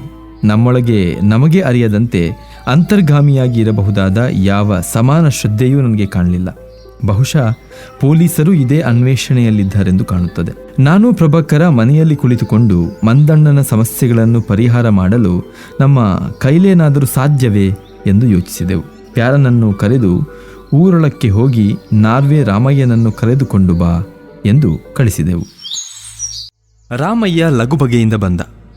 ನಾನು ರಾಮಯ್ಯನಿಗೆ ಮಂದಣ್ಣ ಸಿಕ್ಕಿದ್ದು ಹಾಗೂ ನಡೆದುದೆಲ್ಲವನ್ನು ಹೇಳಿದೆ. ರಾಮಯ್ಯನಿಗೆ ನಾವೆಲ್ಲ ಸೇರಿ ಈ ಹಳ್ಳಿ ಮುಕ್ಕ ಮಂದಣ್ಣನಿಗೆ ಮದುವೆ ಮಾಡಿಸಲು ಹೊರಟಿರೋದನ್ನು ನೋಡಿ ಆಶ್ಚರ್ಯವಾಯಿತು.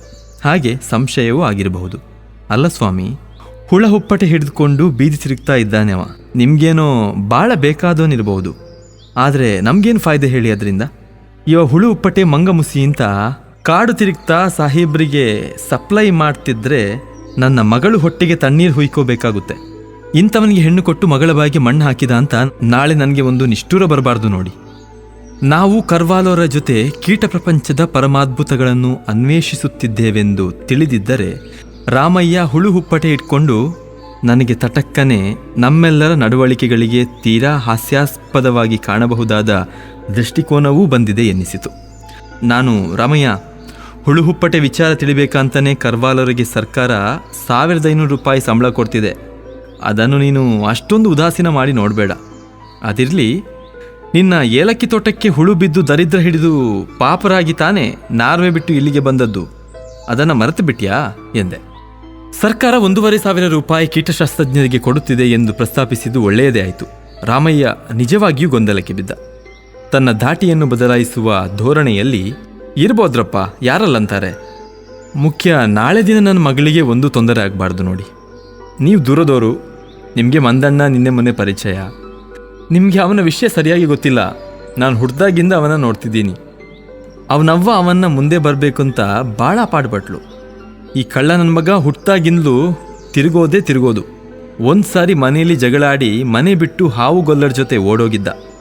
ಪ್ರಭಾಕರ ಹೇಳಿದ, ಆ ಹಳೆ ಕತೆ ಕಟ್ಟಿಕೊಂಡು ಏನಾಗಬೇಕಾಗಿದೆ ರಾಮಯ್ಯ? ನಾನು ಸರ್ಕಸ್ ಕಂಪನಿಯವರ ಜೊತೆ ಓಡೋಗಿದ್ದೆ, ಹಾಗಂತ ನಾನು ಹಾಳಾಗಿ ಹೋದ್ನೋ ಏನೋ? ಕರ್ವಾಲೋ ಸಾಹೇಬರು ಹಾಗೆಲ್ಲ ಒಬ್ಬರನ್ನ ಹಾಳು ಮಾಡೋರಂತಲ್ಲ. ಮಂದಣ್ಣ ಈಗ ನೀನು ಹೆಣ್ಣು ಕೊಡೋದಿಲ್ಲ ಅಂದಿದ್ದಕ್ಕೆ ಬೇಜಾರಲ್ಲಿದ್ದಾನೆ. ತಾನಾಗೇ ಬಂದವನ್ನ ಬೇಡ ಅಂತ ಹೇಳಿ ಆಮೇಲೆ ನೀನು ಮತ್ತೊಬ್ಬರ ಮನೆ ಬಾಗಿಲಿಗೆ ಹೋಗಿ ಹೊಸೆಯೋದು ಹೇಗಿದೆ? ಯೋಚನೆ ಮಾಡು. ಪ್ರಭಾಕರನ ಮಾತು ನಾರ್ವೆ ರಾಮಯ್ಯನ ಮರ್ಮಕ್ಕೆ ತಾಕಿತೆಂದು ಕಾಣುತ್ತದೆ. ಅದು ಸರಿ ಸ್ವಾಮಿ, ಆ ಕೊಂಪೆಯಲ್ಲಿದ್ದಾನೆ. ಅಲ್ಲಿಗೆ ಹೆಣ್ಣು ಕೊಡೋದಂದರೆ ಸುಡುಗಾಡಿಗೆ ಕಳಿಸಿದಂಗೆ ಮಕ್ಕಳನ್ನ. ಎಲ್ಲರೂ ಹೀಗೆ ಪೇಟೆ ಕಡೆ ಒಂದು ನೌಕರಿನಾದರೂ ಇದ್ದಿದ್ರೆ ನಾನು ಗಟ್ಟಿ ಮನಸ್ಸು ಮಾಡ್ತಿದ್ದೆ ಎಂದ. ಕರ್ವಾಲೋ ಸಾಹೇಬರು ಹೇಳಿದ್ರಂತೆ, ನಿಂಗೇನು ಹೆಣ್ರಿಲ್ಲ ಮಕ್ಕಳಿಲ್ಲ, ನಿಂಗೆ ಯಾಕೆ ನೌಕರಿ ಅಂತ. ಹುಚ್ಚು ಬಿಡದೆ ಮದುವೆ ಆಗೋದಿಲ್ಲ, ಮದುವೆ ಆಗದೆ ಹುಚ್ಚು ಬಿಡೋದಿಲ್ಲ ಅಂದಂಗೆ ಆಗಿದೆ ನೋಡು. ನೀನು ಒಂದು ಮಾತು ಕರ್ವಾಲೋ ಸಾಹೇಬ್ರಿಗೆ ಹೇಳಿ ಗಟ್ಟಿ ಮನಸ್ಸು ಮಾಡಿ ಮದುವೆ ಮಾಡು, ಎಲ್ಲ ಸರಿಯಾಗ್ತದೆ ಎಂದೆ. ಏನು ಸರಿ ಹೋಗ್ತದೋ ಏನು ಕತೆನೋ. ಆ ಮಂದಣ್ಣ ಬೇರೆ ಅಪ್ಪ ಸತ್ ಮೇಲೆ ಹುಟ್ಟಿದ ಹುಡುಗ ಅಂತ ಒಂದು ಪುಕಾರು. ನಾನೂ ಬಡವ, ಭಾಳ ಜನಕ್ಕೆ ಸಮಜಾಯಿಸಿ ಮಾಡಬೇಕಾಗುತ್ತೆ ಎಂದು ಮಂದಣ್ಣನ ಜನ್ಮ ವೃತ್ತಾಂತ ಇತ್ಯಾದಿಗಳನ್ನೆಲ್ಲ ತೆಗೆದು ಏನೋ ಒಂದು ರೀತಿ ಚೌಕಾಸಿ ವ್ಯಾಪಾರ ಆರಂಭ ಮಾಡಿದ. ನನಗೆ ಈ ಮಾತನ್ನು ನಿಲ್ಲಿಸಬೇಕೆನಿಸಿತು. ಹಾಗೆಲ್ಲ ಹೇಳೋರ ಮಾತು ತೆಗೊಂಡು ವ್ಯವಹಾರ ಮಾಡೋಕ್ಕಾಗಲ್ಲ. ಅವಕ್ಕೇನು ಕೊನೆ ಮೊದಲಿರೋಲ್ಲ. ನೀನು ಬೇಕಾದರೆ ಈಗಿಂದೀಗಲೇ ಹೋಗಿ ನಿನ್ನ ವಿಷಯ ಏನು ಹೇಳ್ತಾರೆ ಕೇಳು, ಆಗ ಗೊತ್ತಾಗುತ್ತೆ ಕಂಡೋರ್ ಮಾತಿಗೆ ಏನು ಬೆಲೆ ಕೊಡಬೇಕಂತ ಎಂದೆ. ನಾನು ಯಾವ ಉದ್ದೇಶವೂ ಇಲ್ಲದೆ ಹೀಗೆ ಹೇಳಿದ್ದೆ. ಆದರೆ ನಾರ್ವೆ ರಾಮಯ್ಯ ಮಾತ್ರ ದಿಗಿಲು ಬಿದ್ದವನಂತೆ ಕಂಡ. ಗಟ್ಟಿಯಾಗಿ ಹೇಳ್ತಾರೆ, ಹೇಳ್ದೇನು? ಹೆಣ್ಣು ಹೆತ್ತೋರ ಕಷ್ಟ ಸುಖ ಹೆಣ್ಣು ಹೆತ್ತರಿಗೆ ಗೊತ್ತು. ಮಾಡಿದವರ ಪಾಪ ಆಡಿದವರ ಬಾಯಾಗಂತೆ. ಇಲ್ಲಿ ತನಕ ಬರೋ ಹಾಗೆ ಬೊಗಳಿದ್ರಂದ ಮೇಲೆ ಎಂದು ಗಾಬರಿಯಾಗಿ ಕೂಗಿದ. ನನ್ನ ಹತ್ರ ಯಾರೂ ಏನೂ ಹೇಳಿಲ್ಲೋ ರಾಮಯ್ಯ. ಸುಮ್ಮನೆ ಲೋಕಾರೂಢಿ ಹಾಗಂದೆ ಅಷ್ಟೆ ಎಂದು ಸಮಾಧಾನ ಮಾಡಲೆತ್ನಿಸಿದೆ. ಹೇಳಿ ಬಿಡಿ, ಹೇಳಿದ್ರೆ ನನಗೇನು ಹೆದರಿಕೆಯ? ಕಳ್ಳನ ಮನಸ್ಸು ಹುಳ್ಹುಳ್ಗಂತೆ, ನನಗೇನು ಎಂದು ಒದರಾಡಿದ. ಯಾವುದೋ ನನಗೆ ಗೊತ್ತಿಲ್ಲದ ಸಮಾಚಾರವೊಂದನ್ನು ನನ್ನ ಮಾತು ಕೆದಕಿತ್ತು. ಕರ್ವಾಲೋ, KP ಪೂರ್ಣಚಂದ್ರ ತೇಜಸ್ವಿ.